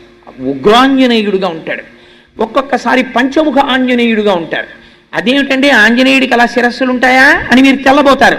అసలు ఇప్పుడు నేను ఆ స్వరూపాల గురించి చెప్తే అదో 9 రోజుల ప్రసంగం, అందుకని నేను వాటి జోలికి వెళ్ళను, కేవలం ప్రస్తావన మాత్రం చేస్తానంతే. అందుకని పంచముఖ ఆంజనేయుడు అని ఉంటారు, అది ఒక స్వరూపం. ఇవన్నీ ఎవరు? బ్రహ్మవిద్ బ్రహ్మైవ భవతి, ఆయన పరబ్రహ్మస్వరూపమై ఉన్నాడు. అటువంటి స్వరూపమునకు ధీరః అని పిలుస్తారు. అటువంటి ధీరుడు కనుక అందుకే సుందరకాండ ప్రారంభం చేస్తే ధీరస్సలిల కల్పేషు విచచార యథాసుఖం అని మొదలుపెట్టారు మహర్షి. మహాధీరుడు, ధీమంతుడు, ధీహి అన్న పదాన్ని ప్రయోగించారంటే గొప్ప బుద్ధిశాలి, బ్రహ్మజ్ఞాని. అటువంటి వాడికి మీరు ఒకటి బాగా జ్ఞాపకం పెట్టుకోండి, చాలా మేధాసంపత్తి ఉన్నవాడు కొన్ని కాలముల యందు పిరికివాడై ఉంటాడు. ఆయనకి చాలా బలం ఉంటుంది, చాలా మంత్రములు వచ్చు, చాలా విషయాలు తెలుసు, కానీ పిరికివాడు. నాకెందుకు ఎదురు గొడవ అంటాడు. బ్రాహ్మణుడికి పిరికితనం ఉండాలంది శాస్త్రం. ఎందుకో తెలుసా అండి? బ్రాహ్మణ పిరికిరా, పంతులు గారు పిరికాడంటాడు. బ్రాహ్మణుడికి పిరికితనం లేదనుకోండి, లోకమంతా కలిసి వచ్చి నిలబడినా సరే ఆయన ముందు మీరు నిలబడలేరు. దిగ్బలం క్షత్రియ బలం బ్రహ్మతేజో బలం బలం అని విశ్వామిత్రుడంతటి వాడు వశిష్ఠుడు అన్నాడు. దిగ్బలం క్షత్రియ బలం, క్షత్రియులు కూడా నిలబడలేరు బ్రహ్మణుడి ముందు. ఎప్పుడు? బ్రాహ్మణుడే ఆగ్రహించాడా, ఆయన మంత్రశక్తి ముందు నిలబడలేరు. అందుకే హనుమ ఒక మాట అన్నారు, మాదృశాని విశిష్టాని మహాత్మనాం సుగ్రీవ వశవర్తిన ఆగమిష్యతి సుగ్రీవ సర్వేషాంబో నిషూదన నేయమస్తి పురీం లంకాం నయూయం నచరావణ యస్మాదిక్ష్వాకు నాదేన బద్ధం వైరం మహాత్మన అన్నారు. ఏమిరా రాక్షసులారా, మీరు అహంకరిస్తున్నారు. నా వంటి మహాబలులు సుగ్రీవుడికి వశవర్తులై ఉన్నారు. సుగ్రీవుడు వస్తున్నాడు, సుగ్రీవుడు అడుగు పెట్టాడా, సుగ్రీవుడు అంటే అంటే మంచి గ్రీవం అంటే కంఠము కలిగిన వాడు, వేదమును ఉపాసన చేసిన వాడు, స్వరము తెలిసిన మహాపండితుడు, వేదము యొక్క మంత్రముల చేత ప్రతిపాదింపబడిన పరబ్రహ్మ యొక్క స్వరూపమును గుర్తిరిగినటువంటి మహాపురుషులైనటువంటి వారు, బ్రహ్మజ్ఞానులైనటువంటి వాడు, యోగి పురుషుడైనటువంటి హనుమ ఆత్మదర్శనమైన తరువాత, సీతమ్మ దర్శనమైన తరువాత ఈ మాట అన్నారు, నీయమస్తి పురీం లంకాం నయూయం నచరావణ. ఈ లంక లేదు, మీరు లేరు, ఈ రాక్షసులు లేరు, సర్వనాశనం అయిపోతోంది. ఎందుకవుతోంది? యస్మాదిక్ష్వాకునాథేన బద్ధం వైరం మహాత్మన. ఇక్ష్వాకునాథుడైనటువంటి ధర్మమూర్తి అయిన రామచంద్రమూర్తితో మీరు వైరం పెట్టుకున్నారు, అందువల్ల మీరు నశించిపోతారని చెప్పారు. ఒక యోగి నోటి వెంట ఆ మాట వచ్చింది, అంతే. లంక లేదు, రావణుడు లేడు, రాక్షసులు లేరు, అందరూ నశించిపోయారు. లంకా దహనం చేసేటప్పుడు ఒక్క విభీషణుడి ఇల్లు హనుమ వదిలిపెట్టారు. ఆ ఒక్క విభీషణుడికే పట్టాభిషేకం. ఆయన మాత్రమే లంకని పరిపాలిస్తాడు. మిగిలిన వాళ్ళందరూ నశించిపోవలసిందే పుత్రమిత్ర కళత్రాదులతో. అందుకని ఆయన బ్రహ్మజ్ఞాని, బ్రహ్మము, మహావీరుడు. ఏకకాలమునందు బలము ఉంటుంది, కానీ ఎవరి జోలికి ఆయన వెళ్ళరు. మీరు అందుకే చూడండి, ఎప్పుడో నేను చేస్తానని ముందుకి హనుమ రారు. నియంత్రణలో ఉంటుంది, బలం నిగ్రహంలో ఉంటుంది. జాంబవంతుడికే తెలిసి రహస్యం. రామాయణంలో ఆయన వస్తాడు, వచ్చి ఒక్కసారి చెప్తాడంతే, మహానుభావ హనుమ, నువ్వు రక్షించకపోతే ఎవరు రక్షిస్తారయ్యా? ఈ మాట అనాలి. అందుకే అమ్మవారు కూడా, సీతమ్మ తల్లి కూడా, తమస్మిన్ కార్య నిర్యోగే ప్రమాణం హరిసత్తమ హనుమాన్ యత్నమాస్తాయ దుఃఖక్షయకరో భవ. తమస్మిన్ కార్య నిర్యోగే అని 1కి 10 మాటలు. తమస్మిన్ కార్య నిర్యోగే, హనుమా నీ వల్లే ఈ పని అవ్వాలి, నీ వల్లే ఈ పని అవ్వాలి, నువ్వు అందుకు సమర్థుడవు, నువ్వు రక్షించాలి అంటారు. అనగానే ఆయన బలమైన తెలుసుకుంటారు. అంతే, ఒక్కసారి పెరిగిపోతారు. ఇక ఎంతమంది అవనివ్వండి, ఆయనకు ఆయుధాలు అక్కర్లేదు. అంతే, శిలాభిస్తు ప్రహరత పాదపైశ్చ సహస్రశ అర్ధయిత్వా పురీం లంకాం అభివర్జ్య మైథిలీం సమృద్ధార్థో గమిష్యామి విశతాం సర్వరక్షసాం అని బయలుదేరి రాక్షస సంహారం చేస్తారు, బ్రహ్మజ్ఞానోపదేశం చేస్తారు. కేవలము ఏదో తన యొక్క శక్తి చేత రక్షించడము మాత్రమే కాదు. మీరు జ్ఞాపకం పెట్టుకోండి, హనుమ దగ్గర ఒక గొప్పతనం ఉన్నది. అందుకే ఆకు పూజ చేస్తారు. నువ్వెవరు ఆయనకి ఆకు పూజ చేయడానికి? అందుకే వాక్యమును సరిదిద్దుకోవాలి. ఈనాడు హనుమ నా చేత ఆకు పూజ స్వీకరించి నన్ను ధన్యుణ్ణి చేశారనాలి. ఫలానా వారికి ఇవాళ నేను తాంబూలం ఇచ్చాననకూడదు. వారికి తాంబూలం ఇచ్చుకునే అదృష్టాన్ని వారు నాకు ఇచ్చారనాలి. వారు పుచ్చుకోకపోతే నీ బ్రతుకు ఏమవుతుంది? నువ్వు ఇవ్వలేవు కదా. వారు పుచ్చుకున్నారు, వారు పుచ్చుకోవడం నీ జన్మకు అదృష్టం. అయ్యా ఇవాళ నైమిత్తిక తిథి మేము స్వీకరించామన్నారనుకోండి, వారు నువ్వేమిస్తావు? నువ్వు ఇవ్వలేవు. వారు అనుగ్రహం ప్రసరించిందనుకో, నిన్ను ధరించాలని వారు అనుకున్నారనుకో, నువ్వు ఇచ్చిన తాంబూలం వారు స్వీకరించవచ్చు. స్వీకరించి ఇవాళ వారు ఆశీర్వచనం చేశారనుకో, అది నీ యందు నిలబడిపోతుంది. అందుచేత హనుమ కేవలము శరీర బలంతో రక్షించడమే అని మీరు అనుకుంటున్నారేమో.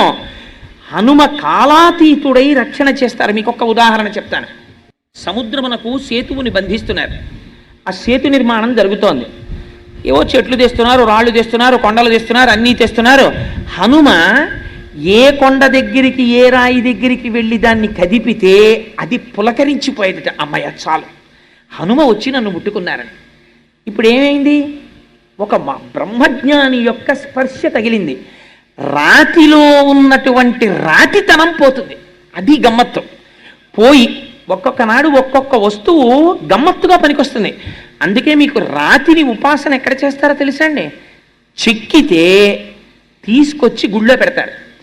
సాలగ్రామం అయితే అభిషేకం చేస్తారు. రెండూ కాకపోయినా రాతిని రాతిగా పూజ చేసేది 2 సార్లే. ఒకటి ఉపనయనంలో చేస్తారు, 2 వివాహంలో చేస్తారు. ఎప్పుడు చేశారండి అని మీకు అనుమానం రావచ్చు. సన్నికల్లు తొక్కింది అంటారు. రాయి దగ్గరికి తీసుకెళ్ళి కొత్త కోడల్ని తొక్కమంటారు. ఒకసారి శంకరాచార్యులు వారు దెప్పి పొడిచారు సౌందర్యలహరిలో. మా గొప్పవాళ్ళు ఏవయా పరమశివుడు ఇంత సౌందర్యవతి మా అమ్మని వివాహం చేసుకుని తీసుకెళ్ళి సన్నికల్లు తొక్కించాడా? మా అమ్మ కాలు నొప్పెట్టదు, గొప్పవాడేలే, భలేవాడికి ఇచ్చాం మా అమ్మని తీసుకెళ్ళని. అంటే ఆయన భక్తి అటువంటిది. అందుకని ఆడపిల్లని తీసుకెళ్ళి సన్నికల్లు తొక్కించారంటారు మంత్రంతో. ఎందుకు తొక్కిస్తారో తెలుసా అండి? ఇప్పుడు మనకి ఎందుకు తొక్కించారో మనకి తెలియదు, ఎందుకు తొక్కామో మనకి తెలియదు, తొక్కించిన వాడికి ఎందుకు తొక్కించాడో తెలియకపోతే ఇంకంతకన్నా అదృష్టం ఇంకోట్లేదు. ఎందుకు తొక్కిస్తారంటే రాయి తొక్కినా కదలకుండా అచలమై ఎలా ఉంటుందో నువ్వు అత్తవారింటికి వెళ్ళినప్పుడు మొట్టమొదట అన్నీ కొత్త పరిచయాలి. అందుకని ఏమొస్తుందంటే ప్రిజడీస్ అంటే నీ అంత నువ్వు నిర్ణయం తీసుకోగలిగిన స్థితి పైకి ప్రచోదనం అవుతుంది. ఎవరో ఒక ఆయన వస్తాడు, ఏ మరిది గారో, వదిన్ని చూసి సంతోషం, ఏదో ఒక బుక్కును జోక్ వేసేస్తాడు. వదిన పట్ల అలా జోక్ వేయకూడదని అతనికి తెలియదు. కానీ నువ్వు వెంటనే ఒక నిర్ణయానికి వచ్చేసావనుకో, రాత్రి ఆయనకి పాలపోంగు. ఆయన దగ్గరికి వెళ్ళి మీ తమ్ముడు ఎలా అన్నాడో తెలుసా, నా మనసు చిన్నబుచ్చుకుంది అన్నావు అనుకో, అన్నదమ్ముల అనుబంధం అది జీవితాంతం ఉండవలసిన అనుబంధం. నువ్వు గబుక్కుని అన్న మాటకి అంత తోడ పుట్టిన వాడి మీద కూడా చిన్న తేడా స్వభావం వచ్చేస్తుంది. ఆయన్ని కన్న తండ్రి గారి మీద నువ్వు ఒక్క మాట గబుక్కునంటే ఆయనకి తండ్రితో విరోధం వస్తుంది. మీ అమ్మగారు పీక్కు తినేస్తోంది మీకే ఆఫీస్కి వెడతారు అనో మాట అంటే తల్లి పట్ల వికర్షణ వస్తుంది. అలా తొందరపడి నువ్వు నిర్ణయాలు తీసుకుని మాట మాట్లాడి ఆ ఇంట్లో పుట్టిన పిల్లవాడిని ఆ కుటుంబాన్ని 2గా 3గా భాగిస్తావేమో. నువ్వు ఉండడం వల్ల నువ్వు వెళ్ళడం వల్ల ఇంకా ఆ ఇంట్లో అన్నదమ్ములు కలుసుకోని పరిస్థితి వస్తుందేమో. అందుకే శాస్త్రమునందు మర్యాదతో ప్రవర్తించాలి. అలా చేయి కుసుమా. రాయి ఎంత కఠినముగా తొక్కినా కదలక లేకుండా ఉంటుందో అలా తొందరపడి నిర్ణయాలు రాకుండా నీ మనస్సు అంత జాగ్రత్తగా ఉండుగాక. ఎందుకని? కోడలే ఆ ఇంటి వైభవాన్ని నిర్ణయిస్తుంది అని మంత్రము చేత మనస్సుకి ఆ శక్తినివ్వడానికి సన్నికల్లు తొక్కిస్తారు. అంత దీర్ఘాయుష్యు రావాలని ఉపనయనంలో గురువు శిష్యుడితో తొక్కిస్తాడు. అటువంటి రాతికి పూజ లేదు. ఆ రాయి మీద ఎప్పుడో ఒక మహానుభావుడు కూర్చుంటే దాని జన్మ ధన్యం అవుతుంది. మళ్ళీ ఆవుగానో పక్షిగానో పుడుతుంది. అది అప్పటి వరకు కదలిక ఉండదు. అటువంటి రాయి ఒక మహానుభావుడు వచ్చి పట్టుకున్నాడు అనుకోండి, ఎంత పులకరించిపోతుంది. అమ్మయ్య నా జన్మ ధన్యమైపోయింది. ఆయన పట్టుకోవడం కాదు, నన్ను తీసుకెడుతున్నాడు. ఎక్కడికి తీసుకెడుతున్నాడు? రామకార్యంలోకి. ఇప్పుడు ఎక్కడ పడేస్తాడు? సముద్రంలో పడేస్తాడు. ఇప్పుడు ఎవరు తొక్కుతారు? రామకార్యం మీద వెళ్ళే వానరులందరూ తొక్కుతారు. ఎంత పుణ్యం, ఎంత పుణ్యం అని హనుమ చేత్తో ముట్టుకుంటే చాలని పర్వతాలు రాళ్ళు ఉత్సాహపడిపోయేవిట. ఒక పర్వతాన్ని హనుమ కదిలించారు, ఎత్తి పట్టుకున్నారు, సగం దూరం తీసుకొచ్చారు. దాన్ని తీసుకురాకని రాముడు చెప్పినట్టు అయింది. అక్కడ పెట్టేసి వెళ్ళిపోయారు. వెళ్ళిపోతుంటే పర్వతం ఏడ్చింది, కదలలేదు. హనుమా హనుమా అని పిలిచి ఏడ్చింది. ఏమి ఏడుస్తున్నావు అన్నారు స్వామి. అంటే అన్ని పర్వతాలు తీసుకెళ్ళి సముద్రంలో పడేసావు, రామకార్యంలో వినియోగం అయ్యాయి. నేను ఎంత అల్పుడనో, ఎంత పాపభూయిష్టమైన శరీరమో. నిజంగా వాళ్ళు ఎవరో, నేను రామాయణం చెప్పే రోజుల్లో పాట పాడుతుండేవారు, నాకు చాలా గమ్మత్తుగా ఉండేది. ఏదో రాతినైనా కాకపోతిని రామపాదము సోకగా, ఏదో ఆఖరికి సాకలినైనా కాకపోతిని ఆ రాముణ్ణి కనీసం నింద చేసైనా సరే రామనామము చెప్పగా, పక్షులు పశువులు రాముడి గురించి చెప్తుంటే మనిషినై ఉండి కూడా రామనామము చెప్పకపోతిని అని బాధపడుతూ వాళ్ళు పాట పాడుతుండేవారు. చాలా గమ్మత్తుగా ఉండేది నాకు ఆ పాట వింటుంటే. అలా ఒక పర్వతం నేను పడలేకపోయాను సముద్రంలో అని ఏడుస్తోంది. చూస్తే హనుమ వెనక్కి వచ్చారు. ఎందుకు ఏడుస్తున్నావు అని అడిగారు. అడిగితే నన్ను సగం దూరం తీసుకొచ్చి వదిలేశారు, నన్ను తీసుకెళ్ళలేదు అంటే నాకు రామాజ్ఞ కింద వినపడింది ఆ పర్వతాన్ని త్యాకు అని. అందుకు నీ ఏడవకు, నేను కనుక్కొస్తాను, నన్ను ఎందుకు తేవద్దన్నారో స్వామి అని రామచంద్రమూర్తి వెళ్ళి నాకేమిటో మీ ఆజ్ఞలా వినపడింది, ఆ పర్వతాన్ని మధ్యలో వదిలేశాను, యథార్థమనకు మీ ఆజ్ఞ ఉన్నదా, తీసుకురావద్దు అని అడిగారు. అడిగితే స్వామి అన్నారు, అవును, ఆ పర్వతమునకు ఒక మహోత్కృష్టమైన స్థితి ఉంది. కేవలము ఈ పుణ్యం కాదు, ఇంతకన్నా గొప్ప పుణ్యంతో నాకు బిరుదునామాన్ని ఇచ్చేటటువంటి స్థితికి ఆ కొండ ఒక రోజున వస్తుంది. ఎప్పుడో తెలుసా? వచ్చే అవతారంలో నేను కృష్ణమూర్తిగా వస్తాను. ఆ కొండని 7 రోజులు నా చిటికిని వీలి మీద ఎత్తి పట్టుకుంటాను. అప్పుడు నన్ను గోవిందుడని పిలుస్తారు. ఆనాడు ఆ పర్వతానికి నేను పూజ చేయిస్తాను. ఇదిగో ఈ పర్వతానికి పూజ చెయ్యండి అని చేయిస్తాను. అందుకని ఆ పర్వతం చాలా పుణ్యమైంది. దాన్ని కేవలం సముద్రంలోనైనా పడేయడం హనుమా, అందుకని తేవద్దన్నాను. నువ్వు పట్టుకోవడం వల్ల ఇప్పుడు ఆ పర్వతానికి మరింత పుణ్యం వచ్చేసింది. ఎవరు చెప్పుకున్నా గోవిందా గోవిందా గోవిందా అని ఆ రోజున గోవర్ధన పర్వతాన్ని స్వామి పైకెత్తాడని చెప్పుకుంటారు. అంత గొప్పతనం ఆ పర్వతానికి వచ్చిందన్నారు. హనుమ ముట్టుకుంటే, హనుమ స్పృశిస్తే, హనుమతో మాట్లాడితే చాలు ఉద్ధరింపబడ్డాయి. మీరు అందుకే రామాయణాన్ని ఆ కోణంలో పరిశీలన చెయ్యాలి. అందుకే మీరు చూడండి, హనుమతో సంఘం ఉందనుకోండి మీకు.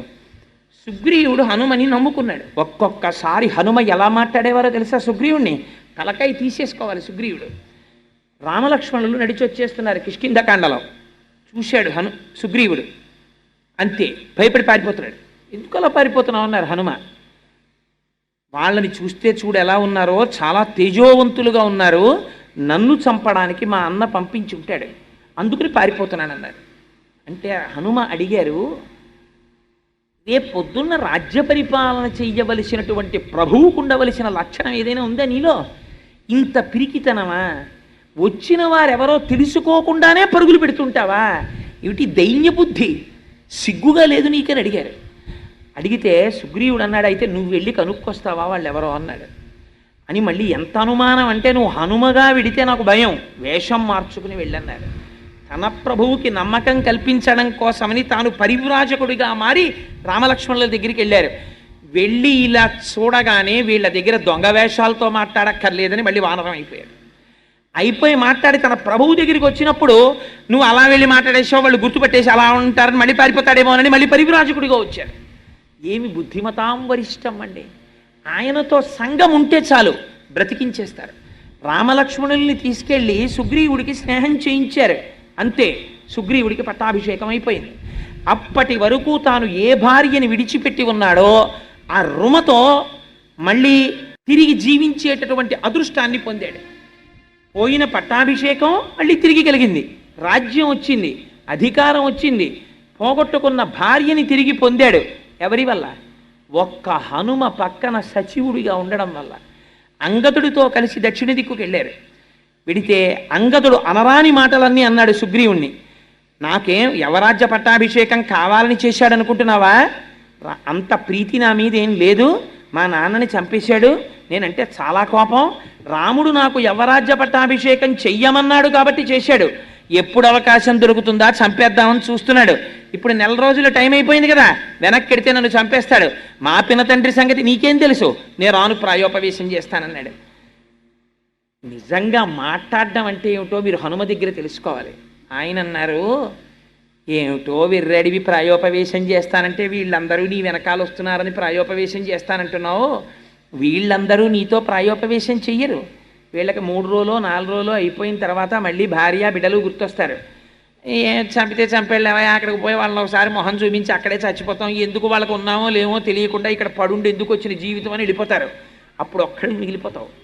చీమ చిటుక్కుమంటే భయం, రామలక్ష్మణులు బాణం వేసేశారేమో అని. ఈ పర్వత గుహని డొల్ల చేసేస్తాయి లక్ష్మణ బాణాలు. నువ్వు ఎక్కడ దాక్కున్నా విడిచిపెట్టడు.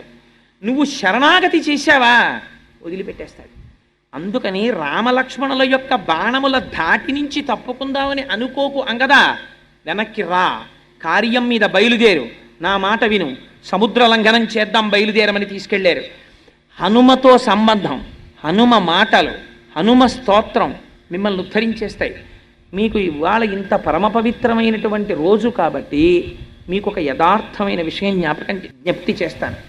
ఇది పరాశర సంహితాంతర్గతం. ఎప్పుడైనా మీకు ఒంట్లో బాగుండలేదు, మీకు అంత పెద్ద అనారోగ్యం మీ ఒంట్లో ఉందన్న సంగతే మీకు తెలియదు అనుకోండి, అలా తెలియని పరిస్థితుల్లో అనుకోకుండా ఎప్పుడో హాస్పిటల్కి వెళ్తే డాక్టర్ గారు చూసి, అమ్మో మీలో చాలా తేడా ఉందండి మీకు తెలియట్లేదు కానీ ఓసారి బలనా టెస్ట్ చేయించండి అని ఏదో టెస్ట్ చేసి అయా మీకు తెలియదు కానీ మీ జీవితంలో చాలా ప్రమాదకరమైన వ్యాధి లోపల పొంచి ఉన్నది అంటే, అలాంటప్పుడు ఏం చెయ్యాలి అని అడిగితే ఏం చెప్పారో తెలుసా పెద్దలు?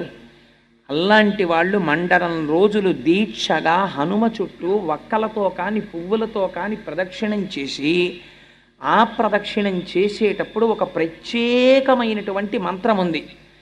ఆంజనేయం మహావీరం అని స్వామిని పిలవాలి. ప్రతి ప్రదక్షిణానికి కూడా ధ్వజస్తంభం దగ్గరకు కానీ రాజద్వారం దగ్గరికి కానీ వచ్చేటప్పటికి ఆగి స్వామి వైపుకి తిరిగి ఒక్కసారి స్వామిని ఆనామంతో పిలవాలి. ఆంజనేయం మహావీరం బ్రహ్మ విష్ణు శివాత్మకం. బ్రహ్మ విష్ణు శివుడు మూడు మూర్తులుగా కనపడేటటువంటి ముగ్గురి యొక్క తేజస్సు ఒక్కటిగా కలిగినటువంటి పరబ్రహ్మస్వరూప బ్రహ్మ విష్ణు శివాత్మకం బాలార్క ప్రభం శాంతం. బాలసూర్యుడు ఎలా ఉంటాడో అటువంటి కాంతితో వెలిగిపోయేటటువంటి స్వరూపమున్నవాడా, పరమ శాంత స్వరూపమైనటువంటి వాడా, బాలార్క ప్రభం శాంతం రామదూతం నమామ్యహం. ఓ రామదూత నమస్కరించుతున్నాను అని ధ్వజస్తంభం దగ్గర కానీ రాజద్వారం దగ్గర కానీ నిలబడి నమస్కరిస్తూ 108 మాటలు తిరిగితే మండలం రోజులు ఎటువంటి అనారోగ్యమునకైనా సరే ఏదో ఒక మార్గము దొరికి వాడి ఆయుర్దాయము పొడిగింపబడుతుంది. అంత గొప్ప స్వరూపము హనుమ యొక్క స్వరూపమని పెద్దలు మనకి అటువంటి విధానమును ఏర్పాటు చేసి ఉన్నారు. నాకు సభాముఖంగా కొన్ని విషయాలు చెప్పడానికి నేను భయం కొద్దీ, అంటే ఎవరు ఎటువంటి ఉపాసనలు చేస్తారో తొందరపడి అని నేను చెప్పను. కానీ అసలు ఇప్పటి వరకు అటువంటి ఆ స్తోత్రమును వ్రాసినటువంటి కర్త ఎవరో తెలియదు. నేను ఈ మధ్య రామాయణం చెప్తున్నప్పుడు నాకు అత్యంత ఆత్మీయుడైనటువంటి వ్యక్తి భార్యకి ఉపద్రవం వచ్చింది. వస్తే నేను సుందరకాండ చెప్పేటప్పుడు ఆ నేను ఎప్పుడు నాకు వ్యక్తిగతంగా కష్టం వచ్చినప్పుడు కూడా నేను స్వామిని అటువంటి స్తోత్రాలతో అడగలేదు. ఆ కష్టాన్ని తట్టుకునేటటువంటి శక్తిని నాకు ఇమ్మని అడిగేవాడిని అంతే. నేను ఎప్పుడు నాకు ట్రాన్స్ఫర్ అయ్యి రోజుకి నేను 200 కిలోమీటర్లు తిరిగిన రోజున సుందరకాండ చెప్పినప్పుడు కూడా నీ వల్ల నేను ట్రాన్స్ఫర్ అవ్వాలి మళ్ళీ అని నేను అడగల. నేను ఇలా తిరగడమే భగవత్ శాసనమైతే నా పాపం ఏదైనా ఉంటే దాన్ని తట్టుకునేటటువంటి శక్తి నాకు కలుగుగాక అని అడిగాను. కానీ నా మిత్రుని యందు నాకున్నటువంటి అపారమైన ప్రేమరీత్యా ఆ ఒక్కరోజునే నేను అడిగాను నా జీవితంలో. కానీ నేను ఒక శుభవార్త విన్నాను, అతని భార్యకి అంత ఉపద్రవం లేదు అని. ఆనాడు నేను గుప్తంగా స్వామికి నమస్కరించా. స్వామి నువ్వు పలికావు, ఆవిడ్ని రక్షించావు, అతను అలా నవ్వుతూ తిరగాలి చాలు మాట. అందుచేత నేను ఎందుకు ఈ విషయం ప్రస్తావన చేస్తున్నానంటే, స్వామి హనుమ యొక్క స్వరూపం అంటే సాధారణమైన స్వరూపం కాదు. మీరు ప్రదక్షిణం చేసి నమస్కరించినంత మాత్రం చేత అనారోగ్యమును చక్కదిద్దగలిగిన వాడు. అందుకే హనుమ గురించి పెద్దలు ఒక మాట చెప్తారు. అసలు హనుమద్వైభవం చెప్పమన్నారు కానీ నేను అసలు ఏమీ ప్రారంభం చేయలేదు. ఇవాళ హనుమ జయంతి, ప్రదక్షిణం, పూజ దాని గురించే ఉండిపోయాను ఇవాళ. అందుచేత బుద్ధిర్యశో బలం ధైర్యం నిర్భయస్తు మరోగత అజాడ్యం వక్పటుత్వంచ హనుమత్ సేవితం భవేత్. ఇవాళ అందుకే ఎలా ఉంది బహుశా హనుమ, ఇది హనుమ వైభవం కాదండి, హనుమ వైభవమే. అంటే రామాయణాంతర్గతమైనటువంటి హనుమద్వైభవాన్ని రేపటి రోజున ప్రస్తావన చేస్తాను. ఇవాళ ఉపాసనా స్వరూపమైనటువంటి హనుమ వైభవం గురించి నేను మాట్లాడుతున్నాను. మీకు ఆశ్చర్యం ఏమిటో తెలుసా అండి, శ్రీశైలంలో కొన్ని రకాల బీరపాదుల మీద హనుమకెదురు నిలిచిన హనుమతో వస్తాయి. అలాగే తెల్ల జిల్లేడు చెట్లు కొన్ని సంవత్సరాలు బతికితే వాటి మొదలుకి హనుమకి ఎదురు నిలిచిన హనుమ వస్తారు. ఒక మహానుభావుడు ఎవరో కూడా నాకు తెలియదు.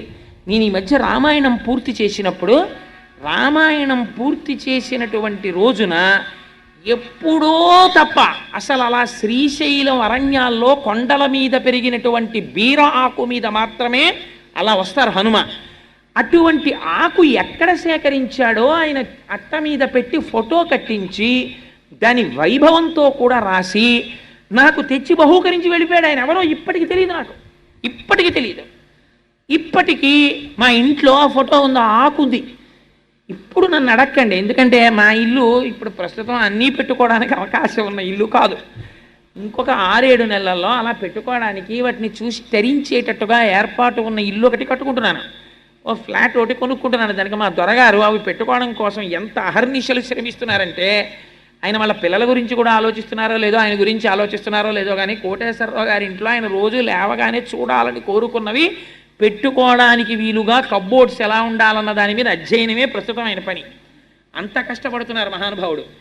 అలా పెట్టిన నాడు మీరు ఎప్పుడైనా మా ఇంటికి వచ్చినప్పుడు మీరు ఆ హనుమ యొక్క స్వరూపాన్ని దర్శనం చేద్దరు. కానీ హనుమ ఇప్పటికీ అలా కొన్ని పాదుల మీద కొన్ని చెట్ల మీద వస్తారు, వాటిని తెచ్చి ఉపాసన చేస్తారు. స్వామి అలా ఉంటే స్వామి సర్వకాలముల యందు కాపాడతారు. సరే, నేను ఇంతకీ ఎందుకు చెప్పానంటే ఈ మాట, బుద్ధిర్యశో బలం ధైర్యం. ప్రతిరోజు ఒక్కసారి పిల్లలు కానీ పెద్దలు కానీ హనుమ యొక్క మూర్తి ముందు నిలబడి, హనుమ యొక్క మూర్తి లేని ఇల్లు ఉంటుందని నేను అనుకోవట్లేదు, నిలబడి ఒక్కసారి స్వామి అని ఇలా నమస్కారం చేశారనుకోండి, ప్రయాణానికి వెళ్ళే ముందు హనుమ యొక్క నామాలు కొన్ని ఉన్నాయి, ఆ నామములను మీరు ఒక్కసారి చదివి బయలుదేరారనుకోండి, ప్రయాణ కాలంలో వెడుతున్నప్పుడు మీకు ఏదైనా ప్రమాదము జరగవలసి ఉన్నది అనుకోండి, గ్రహరీత్యా, అప్పుడు యాక్సిడెంట్ అంటారు, ప్రమాదం జరిగి నెత్తురు చిందవలసినటువంటి రోజు గ్రహస్థితిలో వచ్చిందనుకోండి, అప్పుడు మీరు హనుమానం జనాసూను వాయుపుత్రో మహాబల రామేష్ట ఫల్గుణస్సక పింగాక్షో అమిత విక్రమ బుధదిక్రమణశ్చైవ అని ఆ నామాలు ఉంటాయి. ఆ నామాల్ని మీరు ఒక్కసారి చదువుకునేవి ఎన్నో ఉండవు. ద్వాదశైతాని నామాని కపీంద్రస్య మహాత్మన, 12 నామాలు. 12 నామాలు చదివి మీరు వెళ్ళారనుకోండి, ఆ రోజు మీకు ఏ చెయ్యి తెగిపోవడమో, కాలు తెగిపోవడమో, తల పగిలిపోవడమో అయిపోయి నెత్తురు వరదలై కింద పడిపోయి స్పృహలేని స్థితిలో ప్రాణాపాయమునకు వెళ్ళవలసిన వాణ్ణి స్వామి ఏం చేస్తారో తెలుసా అండి? మీరు బస్సు ఎక్కుతూ ఉండగా పైకి లేచిన ఏ రేకో కాదుకు తగిలి ఒక్క నెత్తురు బొట్టు కారి వదిలిపెట్టేస్తుంది. జరగదా? జరుగుతుంది. ఎలా? వరద కింద వెళ్ళిపోవలసిన నెత్తురు ఒక్క బొట్టుతో కింద పడి వదిలిపెట్టేస్తుంది. అంత శక్తి స్వరూపం స్వామి, మహానుభావుడు, పిలిస్తే పలికేటటువంటి స్వరూపం హనుమ. అందుచేతనే బుద్ధిర్యశో బలం ధైర్యం. ప్రతిరోజు పిల్లలు హనుమకి నమస్కారం చేశారనుకోండి, బుద్ధి విశేషణమైన ప్రచోదనాన్ని పొందుతుంది. యశో అపారమైనటువంటి కీర్తిని పొందుతాడు.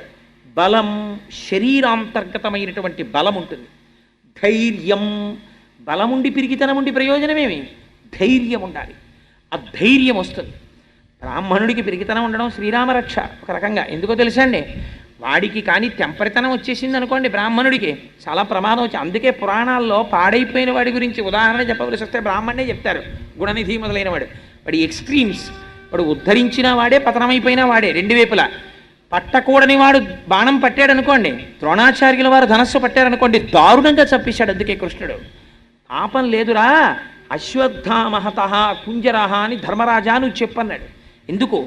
నువ్వు గురువువి, బ్రాహ్మణుడివి, ఉపదేశం వరకే. నువ్వు ఆయుధం పట్టడం ఏమిటి?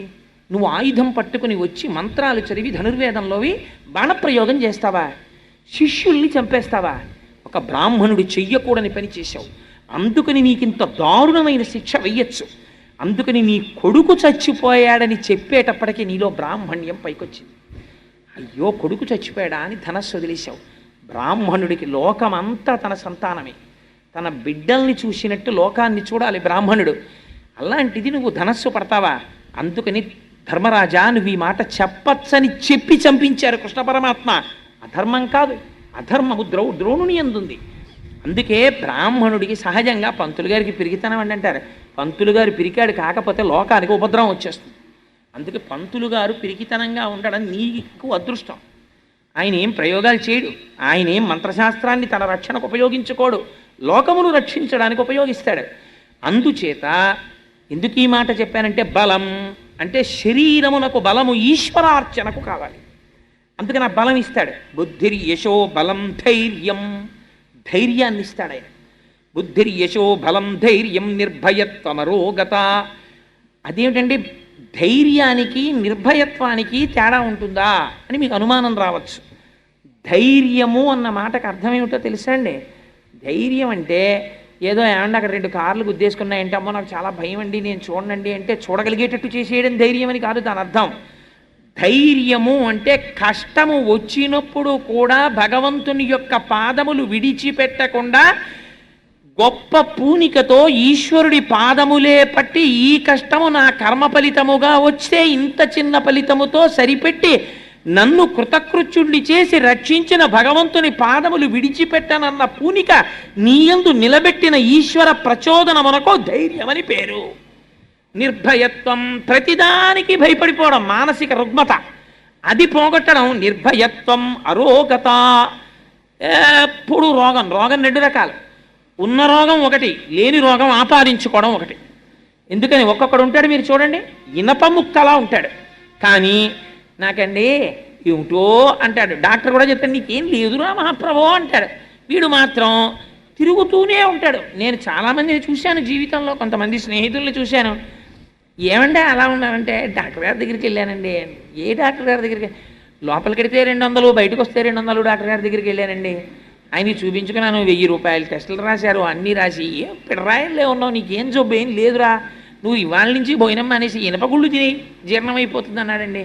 మరి ఏం ఉత్సాహంగా ఉండాలి కదా, అదే తెలియట్లేదు మాస్టారు, ఇక్కడ ఏంటో చురుక్కుమంటుంది, ఏం లేదంటాడు. ఏంటంటాడు? వాడికి ఏం లేదు, వాడికి చురుక్కు, వాడి మానసిక బాధ. ఇది పోగొట్టడం అరోగత. నిర్భయత్వం, అరోగత. అజాడ్యం, జాడ్యం లేకుండా చేయడం, అది అంతకన్నా ప్రమాదం. అంటువ్యాధి. అంటువ్యాధి రెండు రకాలు. ఒకటి తనంత తానుగా వచ్చిన అంటువ్యాధి, రెండోది ఇంకోడికి అలా చేసేస్తాడు వాడు. ఒక్కొక్కడు ఉంటాడు, వాడి సాన్నిహిత్యంలోకి, వాడి స్నేహంలోకి మీరు వెళ్ళారనుకోండి, మిమ్మల్ని పిరికివాడిని చేసేస్తాడు, మిమ్మల్ని నాస్తికుణ్ణి చేస్తాడు, మిమ్మల్ని పనికిమాలిన వాడిని చేస్తాడు. ఎందుకని? వాడి ప్రసంగం యొక్క ధాటి ఎటువంటిది, వాడు మిమ్మల్ని ఉద్ధరించాడు, పతనము వైపుకి తీసుకెళ్ళిపోతాడు.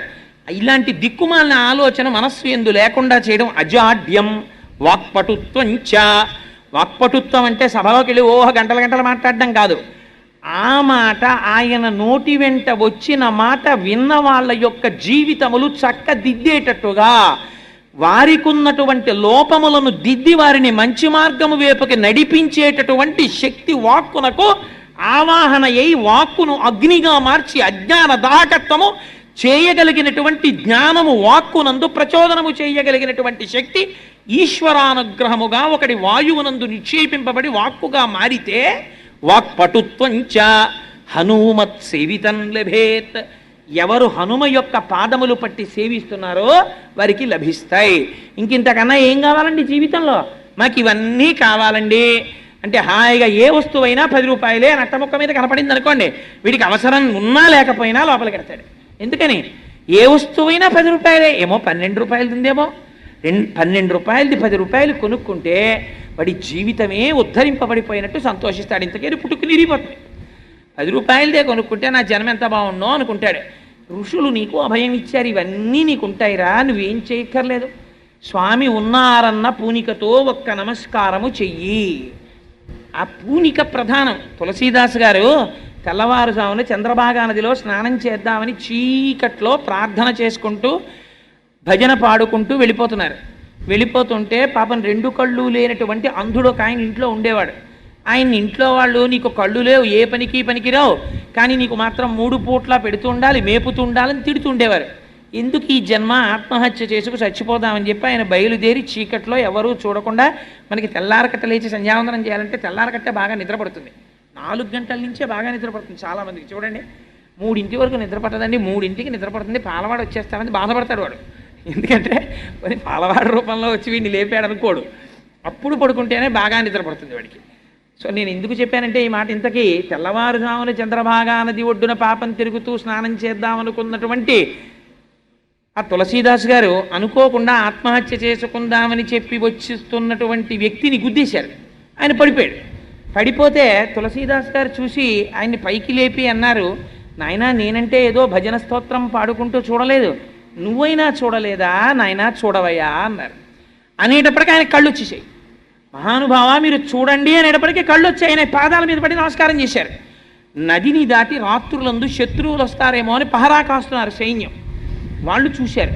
చూసి గబగబా వెళ్ళి పాదుషాకి చెప్పారు, ఏమి అద్భుతం, తెల్లవారుజామున తులసీదాసు గారు చంద్రభాగా నది ఒడ్డును తిరుగుతూ అక్కడ కనపడినటువంటి ఒక అంధుణ్ణి గుద్దేసి చూడమంటే కళ్ళు వచ్చాయన్నారు. వెంటనే పాదుషా అన్నాడు, తులసీదాస్ గారిని సభకి తీసుకురండి అన్నాడు. తీసుకొచ్చారు. తీసుకొస్తే తులసీదాస్ నువ్వేవో కొన్ని గారడీలు చేస్తావుట కదా, చెయ్యి అన్నాడు. అంటే తులసీదాస్ గారు అన్నారు, నాకు గారడీలు చెయ్యడం అలవాట్లేదు, నేను గారడీ చేసేవాడిని కాను. అంటే ఆయన అన్నాడు, నువ్వు తెల్లవారకట్ట ఎవరో కళ్ళు లేని వాడిని చూడు అంటే కళ్ళు వచ్చేయట కదా, అలాంటివి కొన్ని ప్రదర్శించి ఇప్పుడు అన్నారు. నేను ప్రదర్శించడం ఏమిటి? అనుకోకుండా నా నోటి వెంట వచ్చినటువంటి మాట అబద్ధం కాకూడదని సత్యం చేసిన వాడు భగవానుడు. కన్నులు నేనివ్వలేదు, ఈశ్వరుడు ఇచ్చాడు. ఎందుకు ఇచ్చాడు? వీడు చూడు అన్నాక కూడా వాడు చూడలేకపోతే వీడు అన్న మాట వ్యర్థమైపోతుందని నా మాట నిజం చెయ్యడానికి ఈశ్వరుడు అనుగ్రహించాడు. అది మరిచిపోయి నన్ను గారడీ చేయమంటావేంటి? అలా చేసేవాడిని నేను కాను. అలా నేను ఏదో వేళంబరానికి అవి ఇవి చెయ్యను. అది ఆనాడు నా నోటి వెంట అప్రయత్నంగా వచ్చింది. ఆయనకి కళ్ళు లేవన్న విషయం కూడా నాకు తెలియకుండా వచ్చింది. కానీ వీడి నోటి వెంట వచ్చిన మాట అబద్ధం కాకూడదని స్వామి చేశాడు. అంతేగాని అస్తమానం నేను అలా చేస్తానే, అది తప్పు, నేను చేయనన్నాడు. అంటే నేను చెప్పినా చేయవా అన్నాడు. నువ్వు రాముడి కన్నా గొప్ప, నేను చేయనన్నాడు. అంటే నేను చెప్పినా వినటం లేదు కనుక కొరడాలతో కొట్టండి అన్నాడు. అహంకారం అనేటప్పటికీ చుట్టూ ఉన్నటువంటి ఆ సైన్యం వచ్చారు, కొరడాలు పట్టుకుని తులసీదాస్ గారిని కొట్టడం కోసమని కొరడాలు పైకెత్తారు. అప్పుడు తులసీదాస్ గారు హనుమాన్ చాలీసా చేశారు. మహానుభావుడు, స్వామి హనుమ మీరున్నారు, నన్ను రక్షించి తీరుతారని మనస్సులో హనుమని ఉపాసన చేస్తూ తులసీదాస్ గారు చాలీసా చేశారు. చాలీసా చెయ్యగానే పరమ సత్యం ఏమిటో తెలుసా అండి? పాదుషా కోట నిండా ఎక్కడ చూసినా కోటలే, గోడల మీద కోతులు, గవాక్షంలో కోటలు, కిటికీల మీద కోతులు, ఎక్కడ చూసినా కోతులు, పెద్ద పెద్ద బంగారు నేత్రములు మెరిసిపోతూ మహోగ్రంగా నిలబడ్డాయి. ప్రతి సైనికుడి చేతిలో కొరడాని ఆయుధాలని కోతులు పట్టేసుకున్నాయి. ఆఖరికి కొడదామని వచ్చిన వాళ్ళ చేతుల్లో కొరడాలు కూడా లాగేశాయి. ఆయన పరవశించిపోతూ చాలీసా చదివేస్తున్నారు. అప్పుడు పాదుషా మొఘలాయి సామ్రాజ్యంలో డెనాసిటీలో ఎప్పుడూ జరగలేదు. తను కూర్చున్నటువంటి సింహాసనాన్ని విడిచిపెట్టి పారిపోయాడు లోపలికి. పారిపోయి నాకు ఇవాళ తెలిసింది హనుమ యొక్క వైభవం అంటే ఏమిటో, తులసీదాస్ గారికి పట్టుబట్టలు ఇచ్చి విడిచిపెట్టండి, పూజ చేసి అన్నాడు. ఎక్కడ నుంచి వచ్చాయో కోతులు అలాగే వెళ్ళిపోయాయి. ఆనాటి నుంచి ఈనాటి వరకు మా స్వామి హనుమ యొక్క రక్షకత్వం అంతే. మీరు ఉపాసన చేసి మనసు పెట్టి ఆయన ఉన్నారు అని మీరు ప్రార్థన చెయ్యాలంతే. మిమ్మల్ని రక్షించి తీరుతారు, ఆ విషయంలో మీకు సందేహం లేదు. సత్యం సత్యం పునఃసత్యం. అంతటి మహానుభావుడైన హనుమ ఆయనకి పూజ కోరుకోరు. ఎత్ర ఎత్ర రఘునాథ కీర్తనం తత్ర తత్ర కృతమస్తకాంజలిం. ఎక్కడ రామచంద్రమూర్తి యొక్క స్తోత్రం జరుగుతుందో అక్కడకొచ్చి తల ఒగ్గి కన్నులు వెంట నీరు కారుస్తూ నమస్కరిస్తూ పొంగిపోయి ఆయన కూడా భజన చేస్తారట. ఇవాళ పరమపావనమైనటువంటి రోజు హనుమ జయంతి కనుక మా స్వామి సంతోషపడిపోయేటట్టు మనందరం కలిసి హనుమ గురించి, రామచంద్ర ప్రభువు గురించి ఒక్క 5 శ్లోకాలు, మీకు తెలియనివి కావు, కొత్తవి కావు, నేను చెప్తాను, మీరు చెప్పండి. మన జన్మ ధన్యం చేసుకుని ప్రసాదం స్వీకరించి బయలుదేరుదాం. రేపటి రోజున రామాయణాంతర్గత హనుమద్వైభవము అన్న విషయం గురించి మాట్లాడతాను. మీరు ఆ రోజు వేసిన ప్రశ్న ఒకరోజు ఉపన్యాసం అంతటినీ తీసేసుకోండి. అయినా మంచి మాటలే మాట్లాడాం కదా, మీకు తృప్తి అని నేను అనుకుంటున్నాను. కూర్చోండి హాయిగానే. అందరూ చెప్పండి అమ్మా ఈ 5 శ్లోకాలు. గోష్పదీకృతవారాసిం మశకీకృతరాక్షసం. స్వామికి వినపడాలి, సంతోషించాలి, నా బిడ్డలు ఎంత ఆనందంగా చెప్తున్నారని. మశకీకృతరాక్షసం రామాయణ మహామాలా రత్నం వందే అనిలాత్మజం అంజనానందనం వీరం జానకీ శోకనాశనం కపీశమక్షహంతారం వందే లంకాభయంకరం మనోజవం మరుతతుల్యవేగం జితేంద్రియం బుద్ధిమతాం వరిష్టం వాతాత్మజం వనరయూధముఖ్యం శ్రీరామదూతం శిరసా నమామి. ఆపదామపహర్తారం దాతారం సర్వసంపదాం లోకాభిరామం శ్రీరామం భూయో భూయో నమామ్యహం. శ్రీరామచంద్రం శ్రితపారిజాతం సీతాముఖాంబోరుహ చించరీకః సమస్తకల్యాణగుణాభిరామః నిరంతరం మంగళమాతనోతు. మంగళాశాసనపరైః మదాచార్యపురోగమైః సర్వైశ్చ పూర్వైరాచార్యైః సత్కృతాయాస్తు మంగళం. మంగళం కోసలేంద్రాయ మహనీయగుణాత్మనే చక్రవర్తితనూజాయ సర్వభౌమాయ మంగళం. ఉమాకాంతాయ కాంతాయ కామితార్థప్రదాయినే శ్రీగిరీశాయ దేవాయ మలినాథాయ మంగళం. కరచరణకృతం వా కర్మ వాక్కాయజం వా శ్రవణనైనజం వా మానసం వాపరాధం విహితమవిహితం వా సర్వమేత్తక్షమస్వ. శివ శివ కరుణాబ్ధే శ్రీ మహాదేవ శంభో. సర్వం శ్రీ ఉమామహేశ్వర పరబ్రహ్మార్పణమస్తు. స్వస్తి.